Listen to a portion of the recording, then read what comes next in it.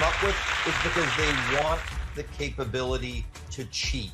There's no other reason to drag out your elections for weeks and weeks and weeks and weeks, creating the perception that people are cheating. So you have to believe that that's exactly what's going on.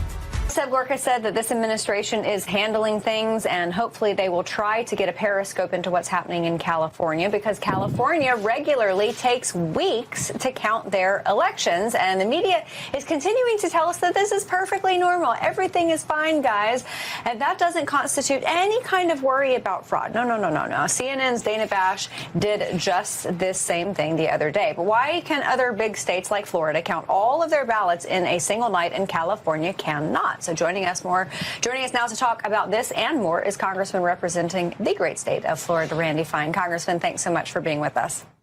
Thanks for having me.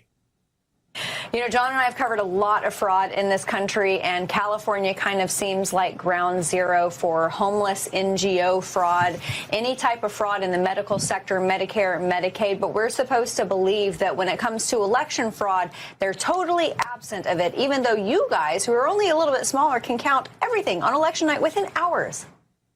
Yeah, look, the way California runs its elections is a choice. In Florida, we have millions of people vote by mail. We have those results counted. We release them the minute the polls close. We have millions of people vote early. We have those votes counted, and we release those the minute the polls close. And the people who vote on election day, we have those results out within a couple of hours of polls closing.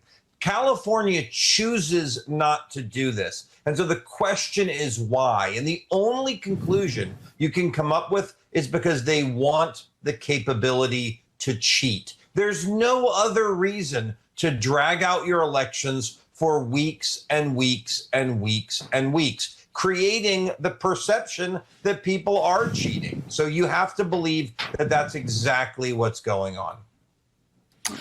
So, sir, you had an interesting thing here in D.C. You get an apartment and you get a ballot you didn't request, but it's not in your name, right?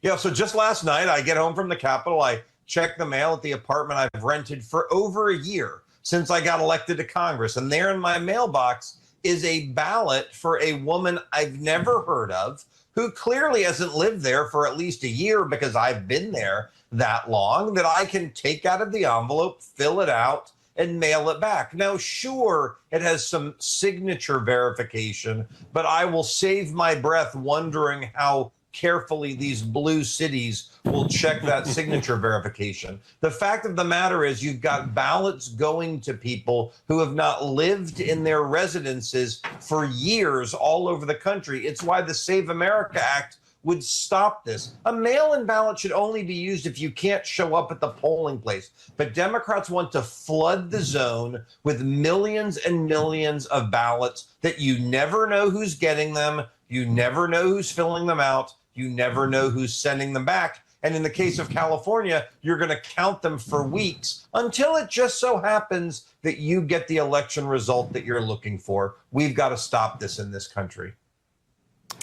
I got you beat, sir. My husband and I have been married 7 years, lived in our townhouse that long, and we still get ballots from the previous tenants. It's absolutely, it's off the rails. So, sir, what should the DOJ do? You got Bill Pulte there in the Central District of California who's looking into things.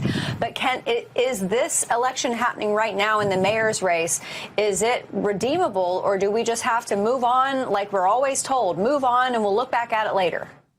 No, I think they should be doing what they're doing, but I think we should take it a step further. This affects, look, the mayor of Los Angeles affects Los Angeles. But when people get elected to Congress from states where there's this kind of rampant cheating going on, it affects my constituents in Florida because you have frauds getting elected to Congress. So the House of Representatives should consider putting in rules that say if you don't run legitimate elections, then we aren't going to seat the people you send us. We get to choose who we seat in Congress, and we should not be sitting new members of Congress from states that do not run legitimate elections. And at this point, it is unavoidable to say California does not run elections that we should have any confidence in. Again, it is a choice to drag out your elections for weeks and months They make this choice for no reason other than they want to cheat. Sir, you have been one of the strongest voices in Congress when it comes to highlighting and reminding Americans of the continuing Islamist threat across the world and even on our soil. Seb Gorka was just before you in the show. He revealed some pretty amazing numbers. More than 1,000 terrorists killed in the first 16 months of the Trump presidency. 199 killed in an operation 2 weeks ago in Africa that stayed secret until they declassified it and mentioned it today. And lots of exploitable intelligence coming back and computers and equipment seized. We're on offense and counterterrorism in a way we weren't under Joe Biden. How much do you assess the improvement Trump and his team have made on this front? Well, it's extraordinary because the president is fighting back against Islamic terrorism. The Democrats welcomed it, and you can see that in our own elections. Just a couple of days ago, they elected someone with ties to al-Qaeda who volunteered at the headquarters of Hamas in Gaza. They nominated that person as their candidate for Congress. You know, the barbarians are no longer outside the gates. They're no longer in these other countries. They're right here at home. And so I applaud the president for everything he's done, but I am very, very worried about how much more there is to do. Democrats are electing these people to Congress, and that should be scary to every single American. Yeah, for sure. Sir, we are now 5 days into what used to be known as Pride Month. And as I see a lot of these Pride celebrations happening across the country, I see people wearing keffiyehs. And I think to myself, I don't think that those two things go together. How have we failed so much in either the education system or, I don't know, maybe the marketing system in this country, that there are people who think that those two things can coexist? Well, I often say conservatives live in the world the way it is. Liberals live in the world the way that they wish it was. And to see people wearing a terrorist rag, which is what the keffiyeh is, talking about Pride Month is insane. There's not a single Muslim country in the world that has a Muslim government that allows open homosexuality. In fact, in many of them, they will kill you. And we've even seen it in America, where gay rights groups that help Muslims take power, the minute that they do, they ban a lot of the pride stuff, and they're shocked. I mean, look, pick your allies carefully. I know that I do. And I think both the pride nonsense as well as the Islamification of America are real risks that are devolving our culture, our children, and our society in ways that regular Americans simply do not want. Sir, before the Senate left this morning, they got the $70 billion immigration security package through a major victory for President Trump. They also did not put a restriction on a future compensation fund for people who've been hurt by politically weaponized investigations. It goes to the House. How are you feeling about its prospects in the House? Well, I'm optimistic. They couldn't get it done in time, I guess, before we all had to leave, but we'll be back in D.C. on Monday, and I'm confident that we're going to pass it next week, because there's nothing more important that we can do for America right now than making sure we can deport every single illegal, because they drive up our prices across the board. Tens of millions of homes occupied by illegals, pushing up housing prices, making your car insurance more expensive. That underinsured and uninsured line item is basically to pay for insurance for illegals. They make health care costs higher while you wait in line at the ER behind an illegal whose health care is being paid for by you. And in our schools, where we have millions of illegals going to school, costing Americans $10,000 to $20,000 per year per child. We have got to get all of these people deported if we want to make America affordable again. And this $70 billion will help us do exactly that. Huge. All right, Congressman, one more because I'm having such a good time. This was a win for the president. However, Save America Act failed again. Republicans in the Senate are blaming Democrats, but Republicans had a chance to do it too. Yeah, I mean, it's infuriating. Look, what I have done is I'm doing my own filibuster in the House, which is I won't vote for any Senate bill until they pass the Save America Act. And by the way, the stories we talked about earlier, the ballot that showed up in my mailbox, the fact that they can't count ballots in California. If we can't have confidence in our elections, we can't have a country. You know, they used to have elections in the Soviet Union as well. Most dictators have elections. They just get 99% of the vote. Having confidence in elections is the most important thing we need to be doing in this country, and it's inexcusable that they can't get the Save America Act done. I will continue to vote against every bill that's got an S in front of it until the Save America Act gets passed. Absolutely. Florida Congressman Randy Fine, always a pleasure having you with us. Thank you, sir. It's a very basic thing. It's called Save America, actually, and that's what it is. It's having to do with voting and voter ID.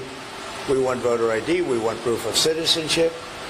We added a couple, no men playing in women's sports. We don't want that. Nobody does. I think it's about a 98% issue. We want no transgender mutilation of our children. Very basic things that you wouldn't even think we'd be talking about 15 or 20 years ago.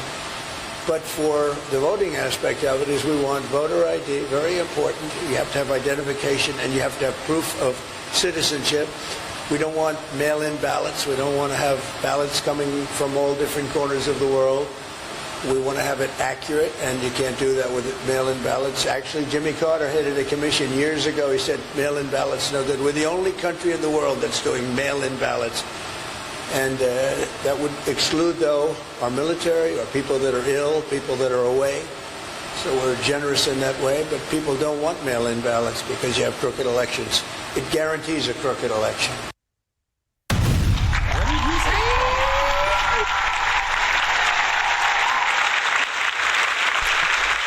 Well, good afternoon, Patriots. Good afternoon, good early evening to those of you badass Patriots out there. Welcome to Feisty Diggs episode. Oh boy, episode. Which episode are we on? 58, I think. 58. Yes, I believe it is 58. Well, good evening, good afternoon to everyone, and thank you, by the way. 46, episode 46. It is. That's episode 46. Episode 46. And by the way, thank you to everybody. Shout out to everyone that joined us last night for Patriot Theater. I even learned a lot last night during Patriot Theater, especially our first movie, which was Complete and Utter AIDS. We played Feisty, the movie Black K Klansman, written by Spike Lee, directed by Spike Lee, and it was all about shoving this Charlottesville nonsense down Americans' throats, right? Really hyper elevating all this, race baiting. I'm wondering, after watching it, I learned so much that even the KKK adopted this quote anti-communism approach back in the I think it was 1960s, and as well as quote xenophobia. So, boy, once I started to see this again, how do you mistake? Every claim that's lobbed against, and the other thing that was mentioned so many times, America first, right? That had nothing to do with the movie. I think we saw that when we looked at the preview. Yes. We saw that when Unfortunately, jarring. I didn't get to watch last night. I didn't know that was what was playing. You should be glad that you didn't. It was really jarring and violent. You mean?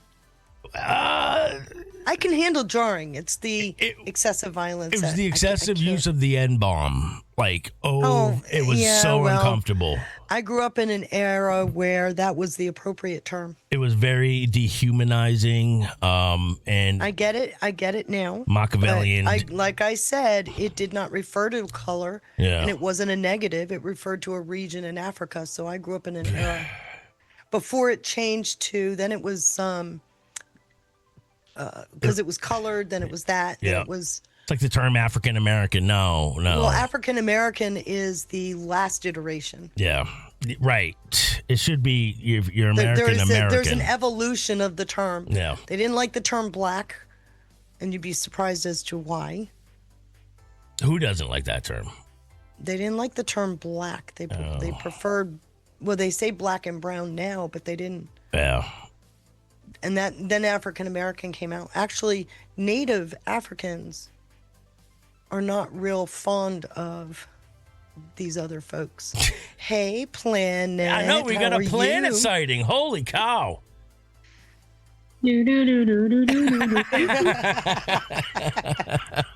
Welcome, Planet. It's good to hear your voice. How you been? Pretty good. Pretty good. The Mm. little mute button is different here than it is on Telegram. Actually, So I brought her on for a reason, and your pre-show with John Solomon actually covers both of the little topics that I had put together So today. you noticed that I pulled a last minute switcheroo. Yeah, because it covers both of the Yeah. topics. I love you for that. Yeah. So we were talking about Islamic, and we're talking about the election, and something's not making sense because the Islamic connection doesn't fit, right? In other CNN's words- marching up Harry Enton, who's Right. saying none of these conspiracy theories are making any sense. He says Bass says that she would much rather go against Pratt than Nithya Raymond Noodles, and so that doesn't make sense. Why? Because Bass said that. That's because it doesn't make I sense. think it gets bigger. I think you're recognizing how narratives from the past have been co-opted That's for why. something, Yes. something deeper, right? Yes. Oh my gosh. There's so much to get into. It's awesome to be joined by Planet as well. And it is good to see everybody over there in Rumble, Pilled World, Military Mom, G Quick, Sandy's. We got the lovely Marissa out there. I think I saw I Am Taylor and Boyer. Hey, ladies. Good to see you. Just Sharing 7, Lynn Jenka. Just the Truth, Ira Schultz, Josie Ann, Only One NRS. Good to see everybody. Welcome. Karen Huber. I haven't heard that that last name Huber in a while. Hopefully we can hear it again at some point here soon. Salty Motorhead over here in Pilled, General Buford, Marissa, Tammy, Chris Doom. Welcome, Patriots. And to start the show off, you got Just Fed Up. Thank you for the ship drop right out the gate, Just Fed Up. God bless you, and always good to see you. Thank you to Curious Cat with the cookie. Says, hello, Sean and Feisty. We'll add Planet to that one, Curious Cat, because you didn't know. Thank you, Jason, for the cookie. Sean Joe with a can. God bless you guys, and thank you all for joining us. What's on the agenda today, ladies? So, because I don't want to abuse Planet's time, I thought I'd start with an article, and I'm going to drop it for you. This was dropped by Real Clear Investigations. You know who he is, right? Yes. Okay, I'm going to drop this into our chat. And so I dropped this article into my chat room, knowing that my buddy Planet was going to call him a dog with a bone, right? she's taunting me. I did grab this one from the Diggs folder. Okay, so there's the Sharia's article. growing influence on U.S. finance. Right. Well, you know there's always a bigger story, right? Oh, yeah. Because the guy that yeah. funded it, the guy that started it, wasn't even Muslim. He's an Italian. Right? What?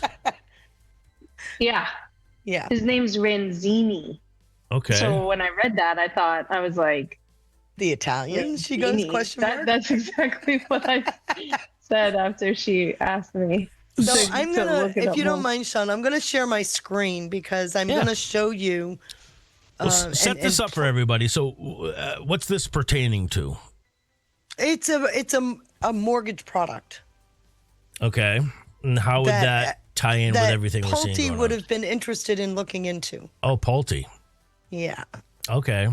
Bill Okay, Pulte, yeah. so it's interesting when you look at the entire picture, right? So what I did, and I'm going to share my screen for that too. You should see the first slide. Yep. Okay, so looked into Pulte, looked into how all of this comes together, and doing what I expected her to do, Planet put the history together for me. She's the first leg of the research, okay? So keep in mind that as FHFA director, he would have had insight into what you see as the green box on the left, this box. Housing What he finance. doesn't have Okay. insight into is how that all comes together to map a network. Which we talked about last show. Which we talked about on the last show. So that original deck, this is more of a case study into why his appointment to D&I is so intriguing and viscerally opposed by people like Mark Warner. Yeah. Warner, Tillis, but you've got a lot of people in the ecosphere, right? So the whole idea of what is this product? What is he talking about with Sharia finance loans? Planet put the history together. And here's your flow chart of the history. So go ahead, Planet. Explain the flow chart. I think you're going to find it fun, by the way. Okay. So she spent 4 hours doing this, and then I sent her on another wild goose chase. She was getting for another 5 hours. Yeah. A total of 9 hours looking into this. My questions were, you've got Morgan Stanley, AIG, Bank of America, Wells Fargo, Merrill Lynch, Citicorp, Goldman Sachs, JP Morgan Chase, and you have then you have Freddie Mac and all that stuff, and they've been told to make these Sharia compliant products. Wow. And I thought that was insane. Why would anybody do that? Because nobody's ever offered me a Sharia compliant product, which is there's Murabaha transactions, Ajira transactions. And what those mean is that the customer tells the bank what they want. The bank actually goes and buys that thing and then sells it to them at a higher rate. But there's no interest there, anything like that. They just get this higher. There's no late fees or penalties or anything like that. Here's the amount you're going to pay. And then Ajira or whatever, that is basically rent to own. Okay. So yeah, so they get this. And then Feisty found that they aren't giving these or telling anybody about these except in the mosques. And I was wondering at what point in time did that seem like a good idea? So in 1997 and 1999, there was a ruling by the OCC to approve these Ajira and Murabaha structures for home finance and retail transactions. And then New York and Illinois started enacting legislation to encourage Islamic finance transactions, such as the elimination of a double real estate transfer tax and the Ajira sale leaseback transactions. Oh my God. And then in 2005, the Federal Reserve, the Bank of New York, wrote a letter, and it said a little piece of it, and that in 2001, the Federal Reserve, the Bank of Minneapolis, brought together government, financial institutions, investors, and Muslim and Somali community groups to explore various issues associated with the Islamic finance, including alternatives to interest-based lending. And although it was unsuccessful in its aim of implementing an Islamic mortgage pilot program, the Minneapolis Federal Reserve helped raise awareness among the Twin City lenders and the Muslim community representatives of the constraints that they're going to be facing at providing and obtaining finance for the Islam community. So in May 2004, the U.S. Treasury named Dr. Mohammed El Gamal, who is a Rice professor at Rice University, as its first Islamic finance scholar in residence. And then the Fed, through correspondence of conferences, they wanted to underscore continuing interest in this dynamic field. So, but I wanted to know, at what point in time did somebody come up with this bright idea? So in 1980s, there were two firms, Saturna Capital and Lariba. They began offering Sharia compliant investment funds in the U.S., and they started this little banking trend. And then by 1990, the Muslim population in the U.S. boomed 50%, and then 2/3 by the year 2000. And then mortgages with Fannie Mae and Freddie Mac became available in 2002. And then I wanted to see what was going on with these big banks. At what point in time did they think, okay, yeah, let's get in on this? They started offering Islamic finance in 1981 and 1986 to Citicorp and Citigroup. And then JP Morgan Chase started making announcements for Sharia expansion in 2006. And its first products were launched in 2013. But JP Morgan Chase Bank had people working on this in Bahrain since 1972. So that's an American company working on these things in 1972. And then the AIG started offering Sharia insurance in 2006. So they have their own type of insurance. Then Goldman Sachs also an FHFA purview. Both mortgage and insurance are both under FHFA. I gotta ask. Yeah. Is this how we're able to see halals, mosques, people buying?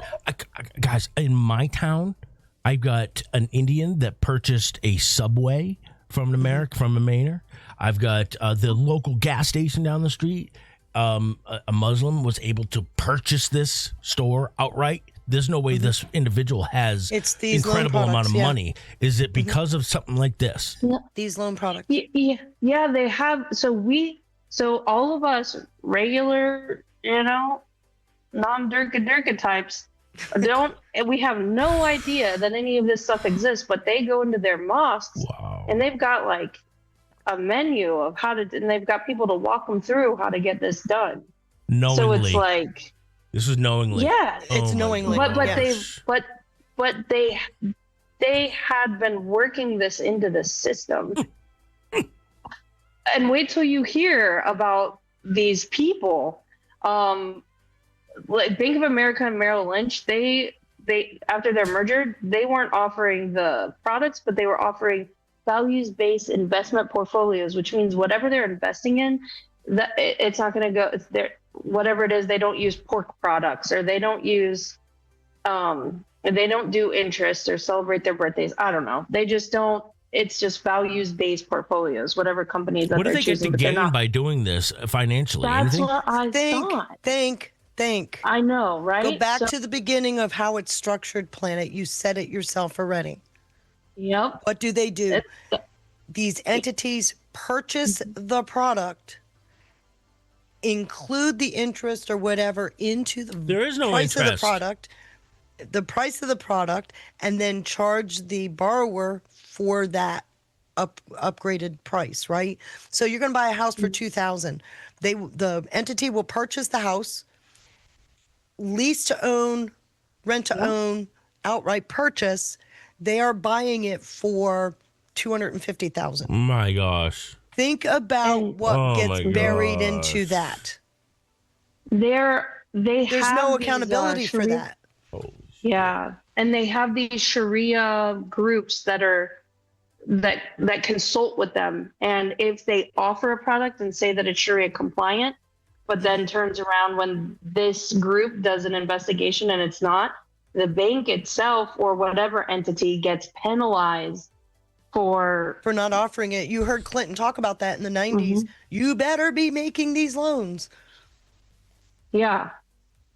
And I know, right? And then when I was finding all this stuff out and pulling up, the CFR was talking about it. I had the OCC letter, all this stuff, and I asked, well, of course, Feisty already knew all this stuff.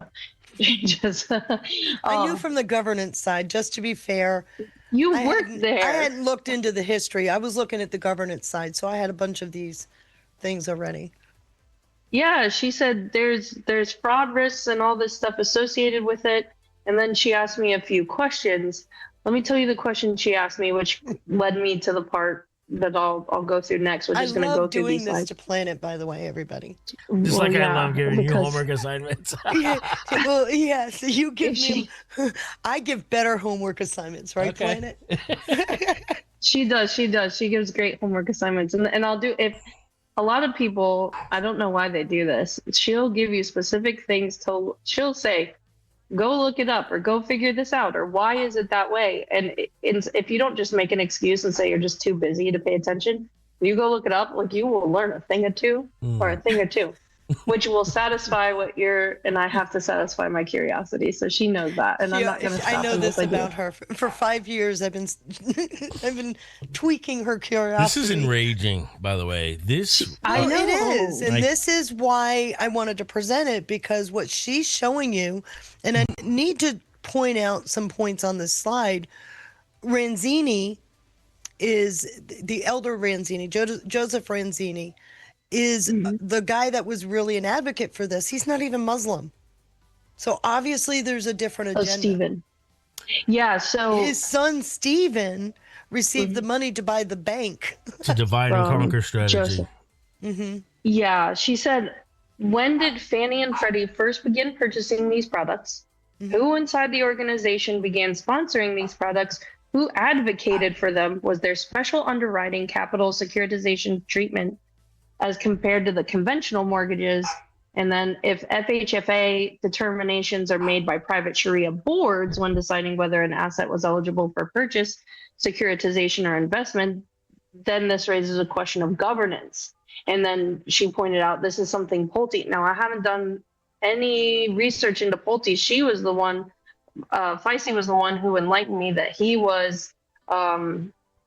She hadn't seen the show. Was working with. I didn't, and I hadn't seen it till after Pulte's and then I was like, critical. Oh my gosh, I didn't know that he was working forensics at Fannie Mae and Freddie Mac. He knows where the mortgage bodies are buried. Oh my gosh. Right. So that's why you're seeing the proper freaking out. Yeah. Which is why I dropped the article to begin with, because of the Pulte connection. We keep our money in these fucking banks. Excuse my French.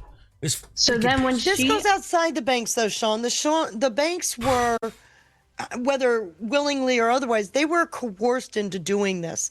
This is a product that they got government support for, and then mainstreamed it through the banks.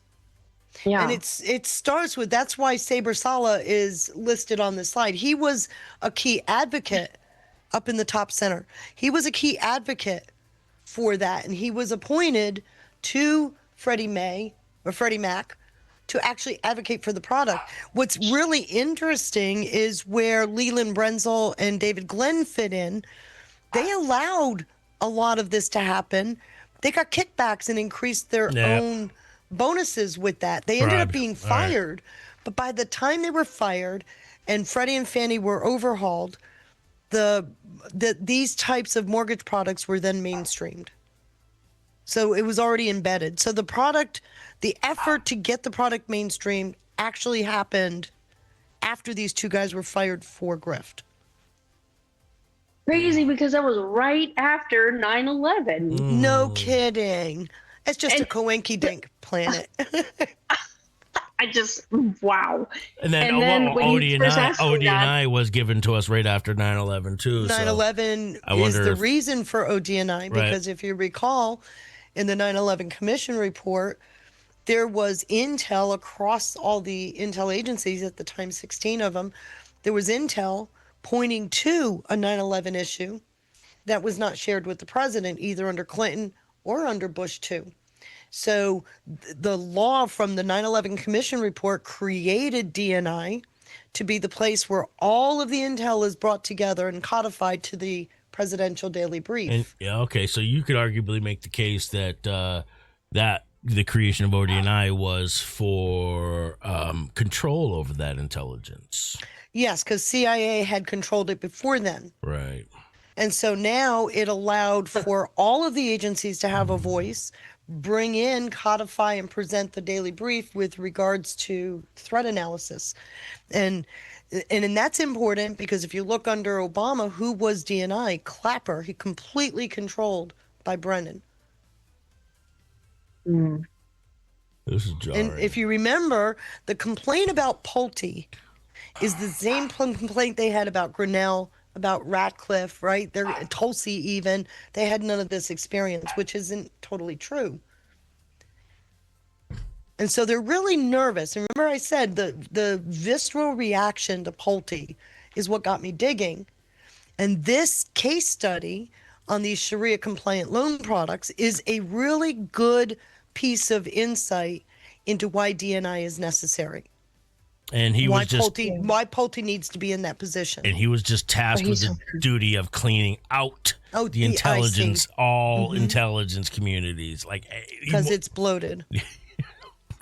He was if he was in forensics at Freddie Mac during, like, around these times. No, he wasn't. No, not at the time. He just came in under this administration with a forensics background.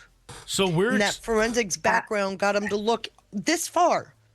There's things he couldn't look into, which I'll show you on successive slides. So we're explaining, I think what Planet and Feisty are getting into is why, or you're setting it up, why somebody like Bill Pulte is seen as very dangerous to the deep state. Oh my gosh. And they buy these houses. A lot of this money laundering is home buying, and then you got to think it's this is pretty great. Well, who's the kid that has been doing the Minneapolis? Nick Shirley. Nick Shirley. So Nick Shirley. So this whole story starts out with complaints from Minneapolis. The Islamic people in Minneapolis wanting to be able to buy houses and kind of get into the system. It actually starts in Minneapolis. So it's amazing how the whole fraud story starts with Nick Shirley in Minneapolis. And then when you look into this, you see Lariba. This is the one bank that came in and partnered with Freddie Mac in 2001 because the Muslims in Minneapolis felt disenfranchised, unable to become homeowners. And Lariba was the only one offering Islamic mortgages. And that's when Saber Salaba, who was the vice president of customer strategies at Freddie Mac, Saber was the advocate for Sharia compliance. So Freddie Mac began purchasing Sharia compliant home financing products, and the person running Freddie Mac, that was Leland Bretzel, him and the president, David Glenn, were ousted in 2003 over their scandal. They weren't stating their earnings. They were over by $5 billion because they were giving out executive bonuses like that. So you could see that immediately they're misappropriating money. And then as soon as they were gone, that's when the extreme reforms happened that Feisty was talking about. And that's when they fully put in the Sharia compliance and was able to cement it into the Freddie Mac. Freddie Mac ended up paying $125 million in civil penalties. And then immediately after that was paid out the University of Islamic Financials was launched, and that was launched by the Stephen Razzini she was just talking about. That's why when she asked those questions, I was like, the Italians? Before we had done a dig about how are the Italians connected to the Durga. Well, I wanted to point out, and I think now it's kind of obvious, that this isn't a Muslim-centric product. No. It is a product that used Islam as a purpose to get a different type of product across the finish line. Yeah, and create a protective class. We call it Sharia in mortgage financing, but it really wasn't about that. It's actually called halal. Well, Halal I'm going mortgages. by the article. Yeah, and in our opinion, it's haram. Haram, yeah. I would encourage everybody to look up Islamic mortgages. What I just found, an Islamic mortgage, also called a halal mortgage, is a home financing arrangement that avoids interest, known as riba, R-I-B-A, and complies with Islamic principles. Instead of borrowing money with interest, it uses partnerships, leases, or cost-plus structures to achieve home ownership while staying with Islamic ethical boundaries. Again, creating a protected class. This is but this isn't. That's just it. While they used the Muslim community the cost plus structure is what the goal was, right? The whole idea of purchasing a product that somebody doesn't actually own, right? It's a lease to own. So you got this product that's what LARIBA stands for, no interest. No RIBA interest. So it stands for no interest, but what it actually happens is they build that into the price of the property or the insurance product. So you got a lot of laundering that can happen, but the key I wanted to show was that it was not even started for the Muslim community. You're going back to the 80s. My goodness. And they're bringing it here to the United States using the Muslim community where they're saying they were having trouble getting a loan. Why? Because they weren't here as citizens. Remember? They were getting protected status, not a citizenship status.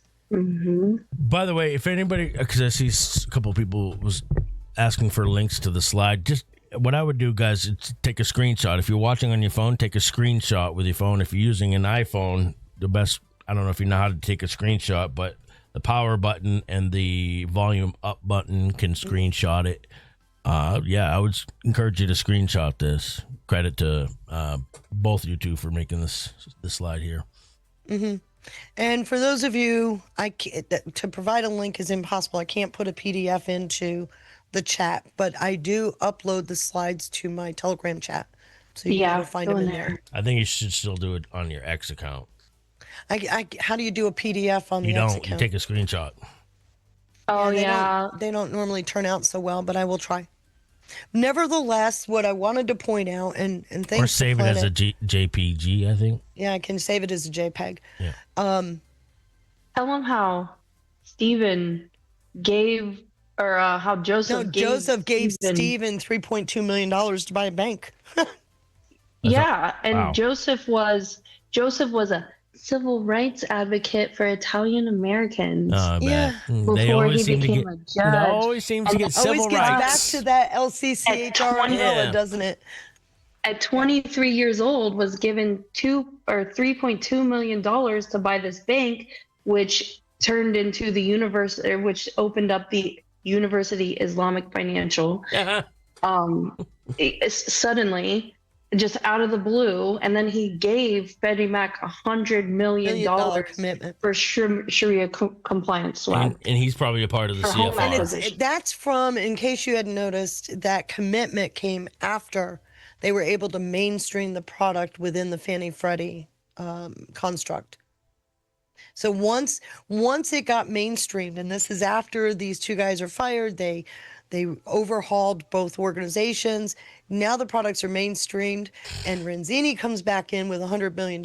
Ask where he got that from, to incentivize Freddie and Fannie to become a purchaser, not just the banks. Now Freddie and Fannie are purchasing these homes. And you know, later, we 100% back Freddie and Fannie, right? You realize that, right? And then later he helped kind of push and bankroll the DEI advocacy for the whole of government while he was serving on a Fed payment committee. And he's probably a part of the CFR, I'm sure. I have a feeling he's got quite a few connections to a few of the bridge networks we've been talking about.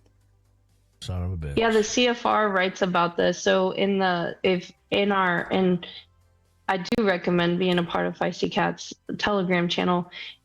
In this little summary that I had given, the first article that I link is from the Council on Foreign Relations, talking about how they're praising in the 1980s the Saturna Capital and LARIBA Fund began offering the Sharia compliant investments. So what do you guys think? They must be doing this in Canada as well, right? Yeah, it's not just here. Yeah. So what do you guys think? Did Planet pass the research test? Are you kidding me? I'm sure she's not even done either. There's more. Oh, are you ready? Well, she's about to talk about Pulte. So let's get there. Okay. So one of the things to recognize is while she's doing that part of it, I'm already interested in the governance issue, right? So taking her stuff and coupling it with the governance issue, I am now looking at the timeline, right? When did it start? So you're talking about the legitimization of this product from the 80s to 1999. So this is happening for almost a 20-year period, about 15-year period.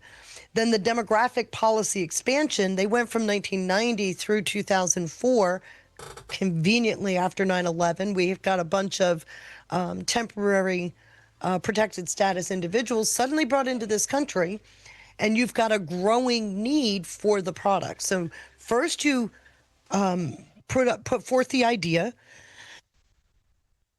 then you develop a customer base for the idea. You see that, right?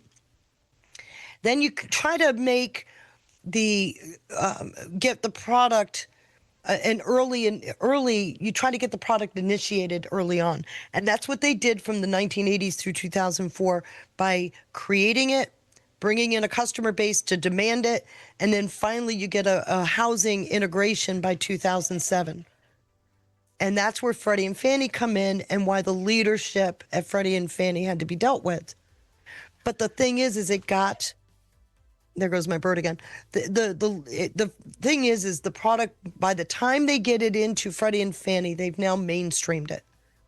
And from mainstreaming it, now you can create the global standards to continue the legitimacy. So it's not just in the U.S. Like Planet pointed out, it started in Bahrain back in the 80s, and now it is becoming mainstream in the West. Do you understand that picture? Mm-hmm. To finally, we now have, it's actually adopted on Wall Street and through these big banks. So the governance piece of it, why is this a big problem? Because what it creates is visibility issues. Because Pulte can look at one piece of it, but he can't look at the whole thing, the whole influence network. Not until he becomes ODNI. And not until he gets to DNI. I think he's already there. No, well, I think there's a there would be a transition. I think it was effective immediately, and I think she's helping him. Well, there's a transition. He's not officially DNI until July 1st. But I think she's helping him get acclimated. But he's in that transition window. Yeah. So when we're talking about governance and the fact that there's a lack of oversight, it creates a systemic risk. And this is where he comes in, because like I said, this is a standard mortgage note. You and I have this mortgage. This is a REBA-free structure, which we can't get this mortgage, but only part of it is visible to Freddie and Fannie, or FHFA in general. You see that, right? So by coming into DNI, he's adding a piece, a layer. Remember, he's in a dual role.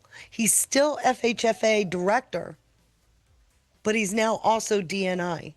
So he's in a dual role. And what that does is where their statutory authority ends, the statutory capability ends, DNI can pick up. Do you think relationship mapping would matter? People, ethics, boards? What about beneficial ownership? What about funding pathways and reconstructing them? Yep. All of these are a DNI-centric capability. Figuring out the foreign. He had none of this ability over at FHFA. Doesn't have the security clearance for that. Not only does he not have the clearance, but the statutory authority for the agency doesn't allow that much digging. So that's why he doesn't have a clearance, because he doesn't have access to any of this stuff. And what he's now able to do is take what he found at FHFA, reconstruct it to figure out that whole network, and that's where real accountability can happen.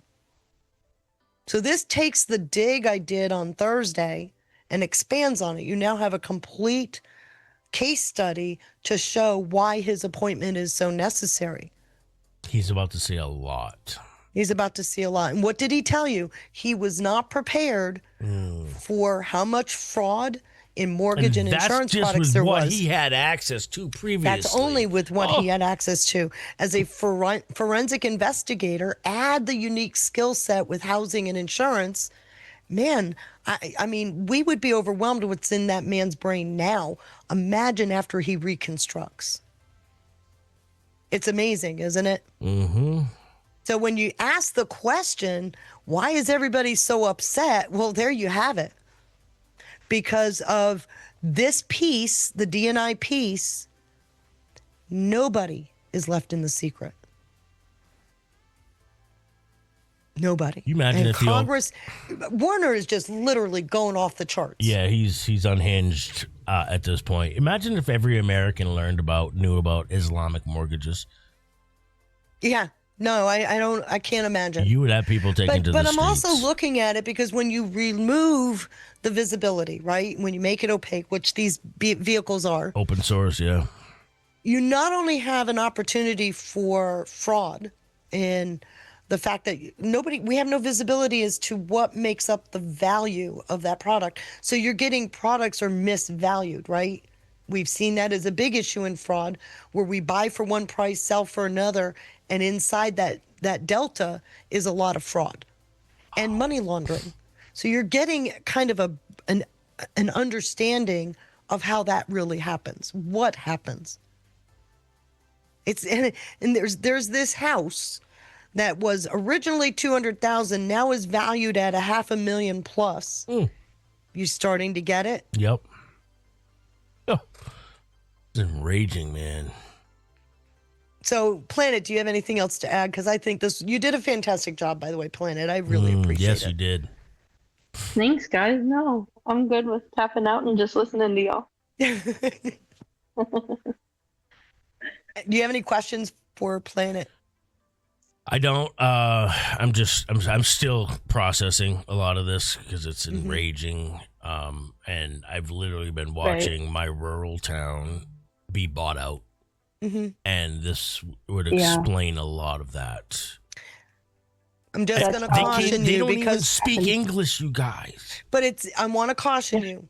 While it's a seemingly Muslim-centric product, it's using the Muslim community. Right. What does that do? It turns us against each other. Right. Right. And we it shouldn't fall increases for the that. division. Yep.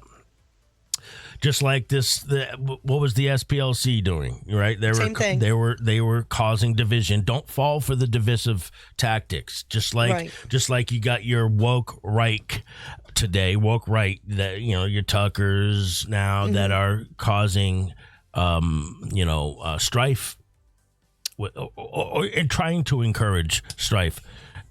Within DEI. Yeah, DEI, same thing. All of it is DEI cause of right. And it's Renzini pushing DEI, by the way. Yeah. Don't ever let any of these psyops, because psyop can actually have real ramifications, or mortgages, using mortgages to psyop the people. Don't fall for the divisive stuff, guys, because if we do, then we're playing into their hands, right? And we were all today years old when we found out that there were Sharia compliant mortgages and insurances. Which is violating the Constitution, because Sharia is not contrary. It's not just a religion. It's contrary. It's a governance system. Right, it's a governance system. So it completely violates the Constitution. It's in violation of general law because you would have to have faith and good dealings with purchasing a home. Right. If you don't have visibility into the entire structure of that product, you don't have good faith and fair dealings. Well, if you're a bad actor and you think to yourself, what would be the best way to go about thwarting the U.S. Constitution? This sure seems like a good avenue, doesn't it? And people can claim plausible deniability. You do it from afar. But, and even people who played a role in assisting with this in legislation, Congress, Senate, whatever, right? They just need aspects of this, or they extort them, or they bribe them, or they blackmail, This frustrates the hell out of me. Well, and the problem becomes because you're forcing the banks, you're forcing Freddie and Fannie to purchase the product. So they're the beneficial owner. You hide all the influence. You see where I'm... Yeah. You're forcing them to actually make the purchase. Waking Mom says last year they fired a division of Fannie Mae for false loans because of Doge. Many loans went to Indian nationals. And then she also says BlackRock is actually buying up many homes in my county in Maryland. It's not BlackRock. It's the other Blackstone, is Blackstone? it? Blackstone is actually the one buying up the homes. I did check on that. But yeah, remember I pointed out in the original dig on Pulte. I put a star next to all those positions that were put on a leave of absence, administrative leave. Yeah. And I said, generally, administrative leave means that there's an ongoing investigation. Mm-hmm. So he did more than terminate. He terminated several, but he put about 60 people on administrative leave. And it was the ethics group. It was the investigations group. It was these groups that would be overlooking this, that would that really came into play with those administrative leaves. So I don't think we should dismiss this case study, because I think it's relevant.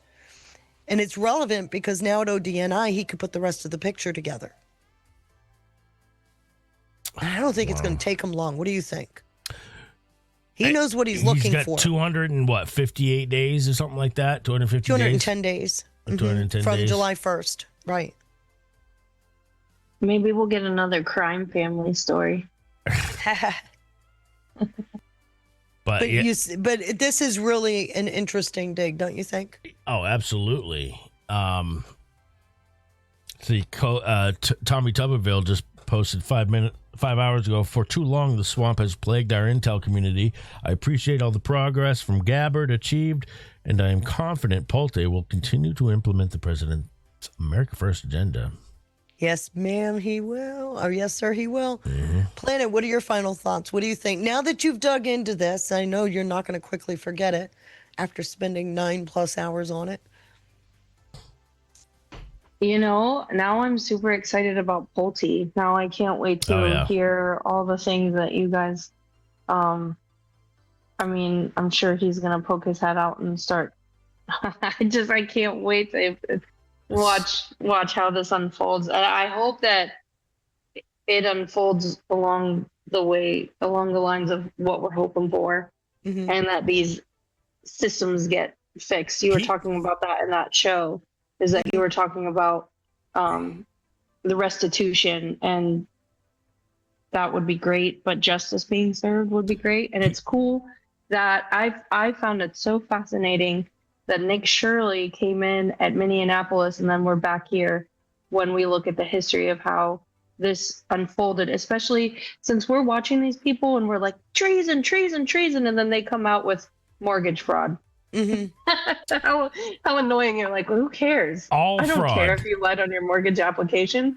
But then when you find out how that ties into the riches and then you're like, holy cow. Bingo. That's why they go after that first instead of anything else. And then now we can start to see that how the web is connected to itself. So it's going to be fun to watch it unravel. And it's watching Congress freak out. Oh, yeah. You got to think like they were comfortable. Like, we've been able to do this the whole time. They just let us do it. And then everybody else with the NGOs, we were just able to let them do it. And now you're hurting all the people in the NGOs and all this stuff. But wait a second. It wasn't allowed, but now we know that it's happening, and it's just been happening. But now Doge come in and it should also confirm why this can't just draining the swamp doesn't just happen overnight, much less even one term. And I suspect that Trump's entire first term was all about mapping out all of this. Not to mention, so Bill Pulte, he walked into Fannie Mae and Freddie Mac, and essentially, inevitably, the old guard vanished from both Fannie Mae and Freddie Mac. 8 directors, by the way, were removed, including Chairman Michael Hyde. Look up that name, Michael Hyde. Then Pulte ended up taking the chair. He's going to remain at FHA. He's a FA as dual well. role. Right. Clinton Jones from FHFA ended up coming in, and he's about to wreak havoc. A guy named Christopher Stanley from SpaceX also came in. A guy named Michael Stuckey from finance ended up coming in as well. At Freddie Mac, 6 directors were removed, including chairman, a guy named Lance Drummond. Look into him. Pulte took the chair there as well. A guy named Brandon Hamara came in. Again, Clinton Jones, and Cody Kittle. All power centers were removed. FHFA control went in. SpaceX lineage in. Also, And remember why SpaceX matters. That's the AI component. the AI, yes, mapping as well. And he right? said he brought in Palantir, remember? Yes. Palantir is leasing SpaceX capacity. Which is why I suspect there were many limited hangouts that were bad-mouthing, speaking all bad things about Palantir. Peter Thiel. Yeah, Peter Thiel. Fannie and Freddie sit at the center of trillions in mortgages. Over $8 trillion. Trillions of Right. dollars. You're talking an Deeds. $8 trillion market. Right. Think deeds, think lending records, think ownership structures, think But financial go further. relationships, not even What just in America, happened- internationally. But think about what happens if I can get a Fed board governor person, Lisa Cook, a house with mortgage fraud embedded that's a part of this kind of construct. What is that other money used for? What are they doing with the difference? Funding terrorism? Campaigns, why Warner's upset. Oh, yeah. USAID was one. If I want interest rates up or down, do I Yep. have power? If I want to bring certain cases against a person, can I go after an AG like this? Am I buying favor? You can see how this spills into everything we're talking about today. It was a way to hide this illicit shadow funding, right? Because you can look at this whole construct of a Sharia compliant loan or a halal loan. You can look at this whole construct as a form of a shadow banking structure, right? So, Sober Lady with a great question and a $50 Rumble rant. Thank you so much, Sober Thank Lady. you, Sober Lady. Says, hey guys, you think Senate and House members are using Sharia mortgages too? Yes, absolutely. I'm pretty sure of it. Well, I mean, remember the slide I showed on Thursday? It's not a mistake. When I explained what Durham did with his Kleinsmith, Sussman, Danchenko indictments, he showed you bias could be leveraged. He showed you there was a domestic spy op, and he showed you there was a foreign component to that spy operation. Here we have Pulte referring a House member, a Senate member, an AG, and a Fed board governor. Again, the machine. And now he's at DNI where he can unravel that influence network. Because he didn't have insight into that over just at FHFA. He only gains that insight as DNI. That third column on the slide. And you see what he's looking at. you'll be looking at foreign capital flows in and out of the country, beneficial ownership networks, illicit finance activity, intelligence collection. Stop. What did the Senate fail to extend on Thursday? FISA. G. That is what FISA is, right? It's SIGIT. Yep. These are communications. So they're concerned about the phone calls they've been having. Okay, let me just point out something here. So you think they would just continue it after Trump? They would just... Well, it's continued up till Thursday because by not extending the FISA authorities, they can't open a new FISA. But the previously opened FISAs continue till their expiration. So remember, FISA works both ways, So right? it's too late. There's your perfect example of how that door Holy revolves. crap. This is where the FISA works both ways comes into play. This is Whoa! it's your most perfect example of that. I was wondering what they really meant by that because I mean, it's obvious that it works both ways, but now would be you have weaponized. You have a real case study showing you because once he gains access, he now has the ability to look into those communications and as DNI can unmask, right? And do you think that might send a few shivers up certain members of Congress? Yeah. Right. Yeah. I can't Yeah. wait. This is getting good. It is getting good. I don't know how you not see that, right? It's not like see? This is so exciting. Awakened Mom says, my daughter works at Fannie Mae. She's the most ethical person I know. Look at you, Awakened Mom. Shout out to you and your daughter. Congratulations. Yeah. Glad she didn't get caught up in this. Because the RIF, I'm pretty sure, was targeted, by the way. He used the early actions that he took at FHFA and that 10% reduction that was mandated. They became a part of that 10% reduction. That's how he was able to retain the rest of the employees. But he upended more than 100 people in the first few days in the first month on the job. Oh, absolutely. And he's about to do more. And didn't we just, a week or two ago, maybe longer, Supreme Court rule on something allowing for the executive branch to make cuts to they can make fire cuts, bureaucracy? Right. Now we're waiting on the Slaughter opinion, which extends to the IGs and all the commissions, because according to Congress, they kind of circumvented executive action by saying he can only do that. He can only release them for cause. So we're waiting on the Slaughter opinion, which most people believe is going to be ending up in Trump's favor. So once he can get rid of the commission, I'm going to go back a couple of slides and show you where that immediately comes up. Vice President, Customer Strategies, he's an advocate. So you're talking about positions that have been shielded in the government along the way because of the type of role they played, like an advocate or an advisory board or commission. So once he's able to get that insight, he's now able to, and I'm pretty sure the Slaughter opinion is going to rule in Trump's favor. I don't think there's anybody saying it won't. That gives him carte blanche as a key role of the executive in the executive branch to be able to manage the workflow and the work outputs within the executive branch. So people are really starting to shiver. Now think about this.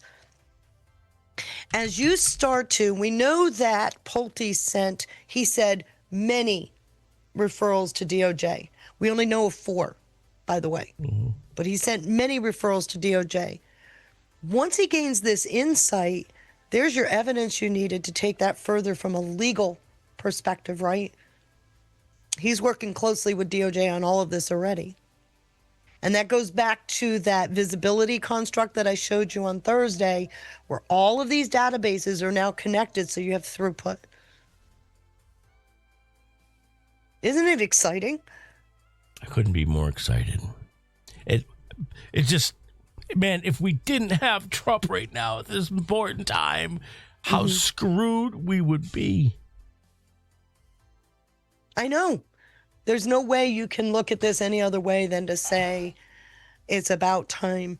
I can point to going back into the 90s and 2000s where what we're seeing today was being built, but we didn't have the ability, no more than Nixon did, to handle the coup against him. We didn't have the technological or the system control enough to do anything about it before Trump came in.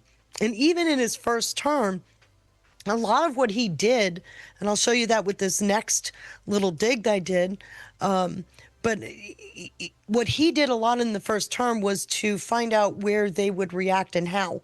And he found out their weaknesses, and he's employing them now. Okay. So there you have it. Gosh, Planet, I can't thank you enough for doing what I knew you were going to do. Pick up that bone and chew on it till there was no marrow left. So I appreciate Oh, it. shucks. Well, I just want to say before I go, because I'm about to hop off, I just want to say thank you, Feisty, and thank you, Sean, and especially Feisty, because you have been my rock through this entire apocalypse when it comes to not losing hope and also gaining knowledge into anything that I have been curious about. How did we get here and where are we going with this? I think if I had not found you and watched all the research that you have put out in the world, I would be so crazy and Getting lost and embarrassed. angry all the time, right? And I feel like since you're able to, especially with this one, you were able to, because the first thing I did was, what are they thinking and how did we do this? So I just want to say thank you for doing all of the research that you have done, especially with the Pulte part, because it was very calming and enlightening. So you are the best researcher in the whole world. And you and Sean together are so wonderful. So Yeah. I'm glad you guys are doing this. Thank you, Planet. Thank you, Planet. I'm embarrassed, but thank you very much. All right, guys. You are the best. I'm going to hop off. All right. Have Thank a you nice again, day. Planet. Talk to you soon, huh? Toodaloo. So, Sean, was worth it, wasn't it? Absolutely. Are you kidding me? I want to hear more. I got a few more of these case studies that I'm working on, but I wanted to show this one because of the relevance to an article that was just published on Saturday. Okay. Okay. So, do you know the name of the case in Mississippi? The RNC versus what? Remember the name of the case, the election case. What is election day? The RNC versus who? Well, who brought the case? What's the guy's name? He can't figure it out. How about I just cheat? I haven't thought about this in a while. Watson. I can't help it. Yeah, like Did you ever Sherlock watch Holmes. any? Did you ever Are you watch? kidding me? or I love Sherlock Holmes. So did I. I feel like And what every was- conspiracy theorist should love Sherlock Love Holmes. Sherlock Yes. Holmes. Like, it should be a cornerstone. I couldn't agree more. Right? No. I had to watch every one. We and are my detectives. We are detectives. We look for patterns. This my is goal exactly was what to figure out the patterns before Watson came to the picture, right? This is Wasn't it exactly what yours? Sherlock Holmes and other detectives are known for doing, is finding trends and patterns. And yeah. So Sherlock Holmes would build these trend patterns or the fact base, right? Yeah. And Watson would come in and explain it. Dr. Watson. Dr. Watson, if you will. So I can't help it. I see the case RNC versus Watson or Watson versus the RNC, and I giggle every single time because of how it plays into the entire story. Right? Why is this key the master key? This case the master key? Because when you look at everything from the women's voter rights, right? Or the League of Women Voters, that case in Massachusetts, the LA mayoral race. Believe it or not, all three of these are connected. Get out. They're all connected. And it all is because of this particular case, the Watson case. What you are setting up is what it looks like maybe California is being set up. Because a lot of us suspect that California, this election is a trap. At least we're hoping that's the case, that it's a trap, right? A trap is being set, and that will finally, God willing, see some sort of results, some sort of accountability as a result of it. And so what's the would that key be question? accurate? You can answer your own question by asking yourself, what is the key issue in the LA race? Yeah, what is the key issue in the LA and governor race? California governor race. Or just, we'll just say I the focused LA on race. LA, All right. yeah. What is the key issue? It's mail-in ballots. And in particular, what part of it? The date it's received?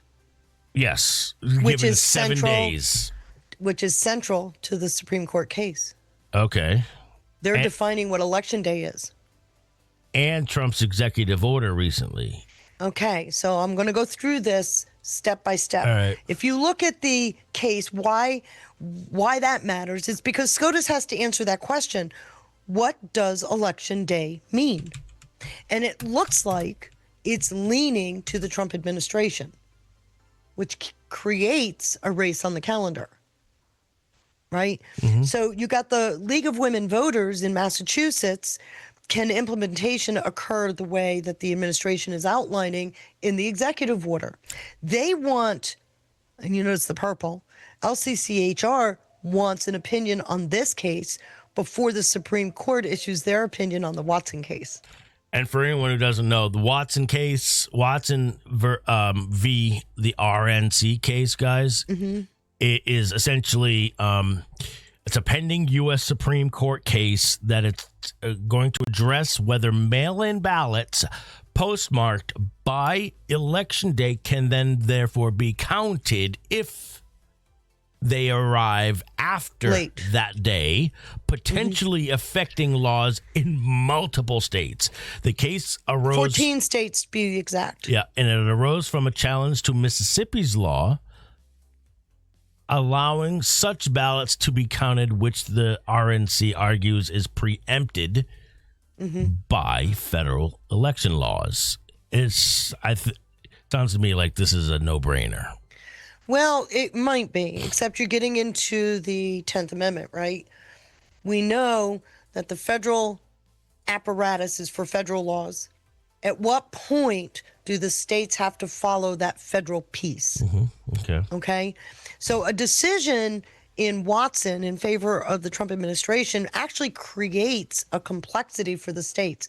They got two choices, and I'll show that to you. Okay. Do they change how they count ballots so that there's a two-tiered system, or do they change their system to conform with the federal?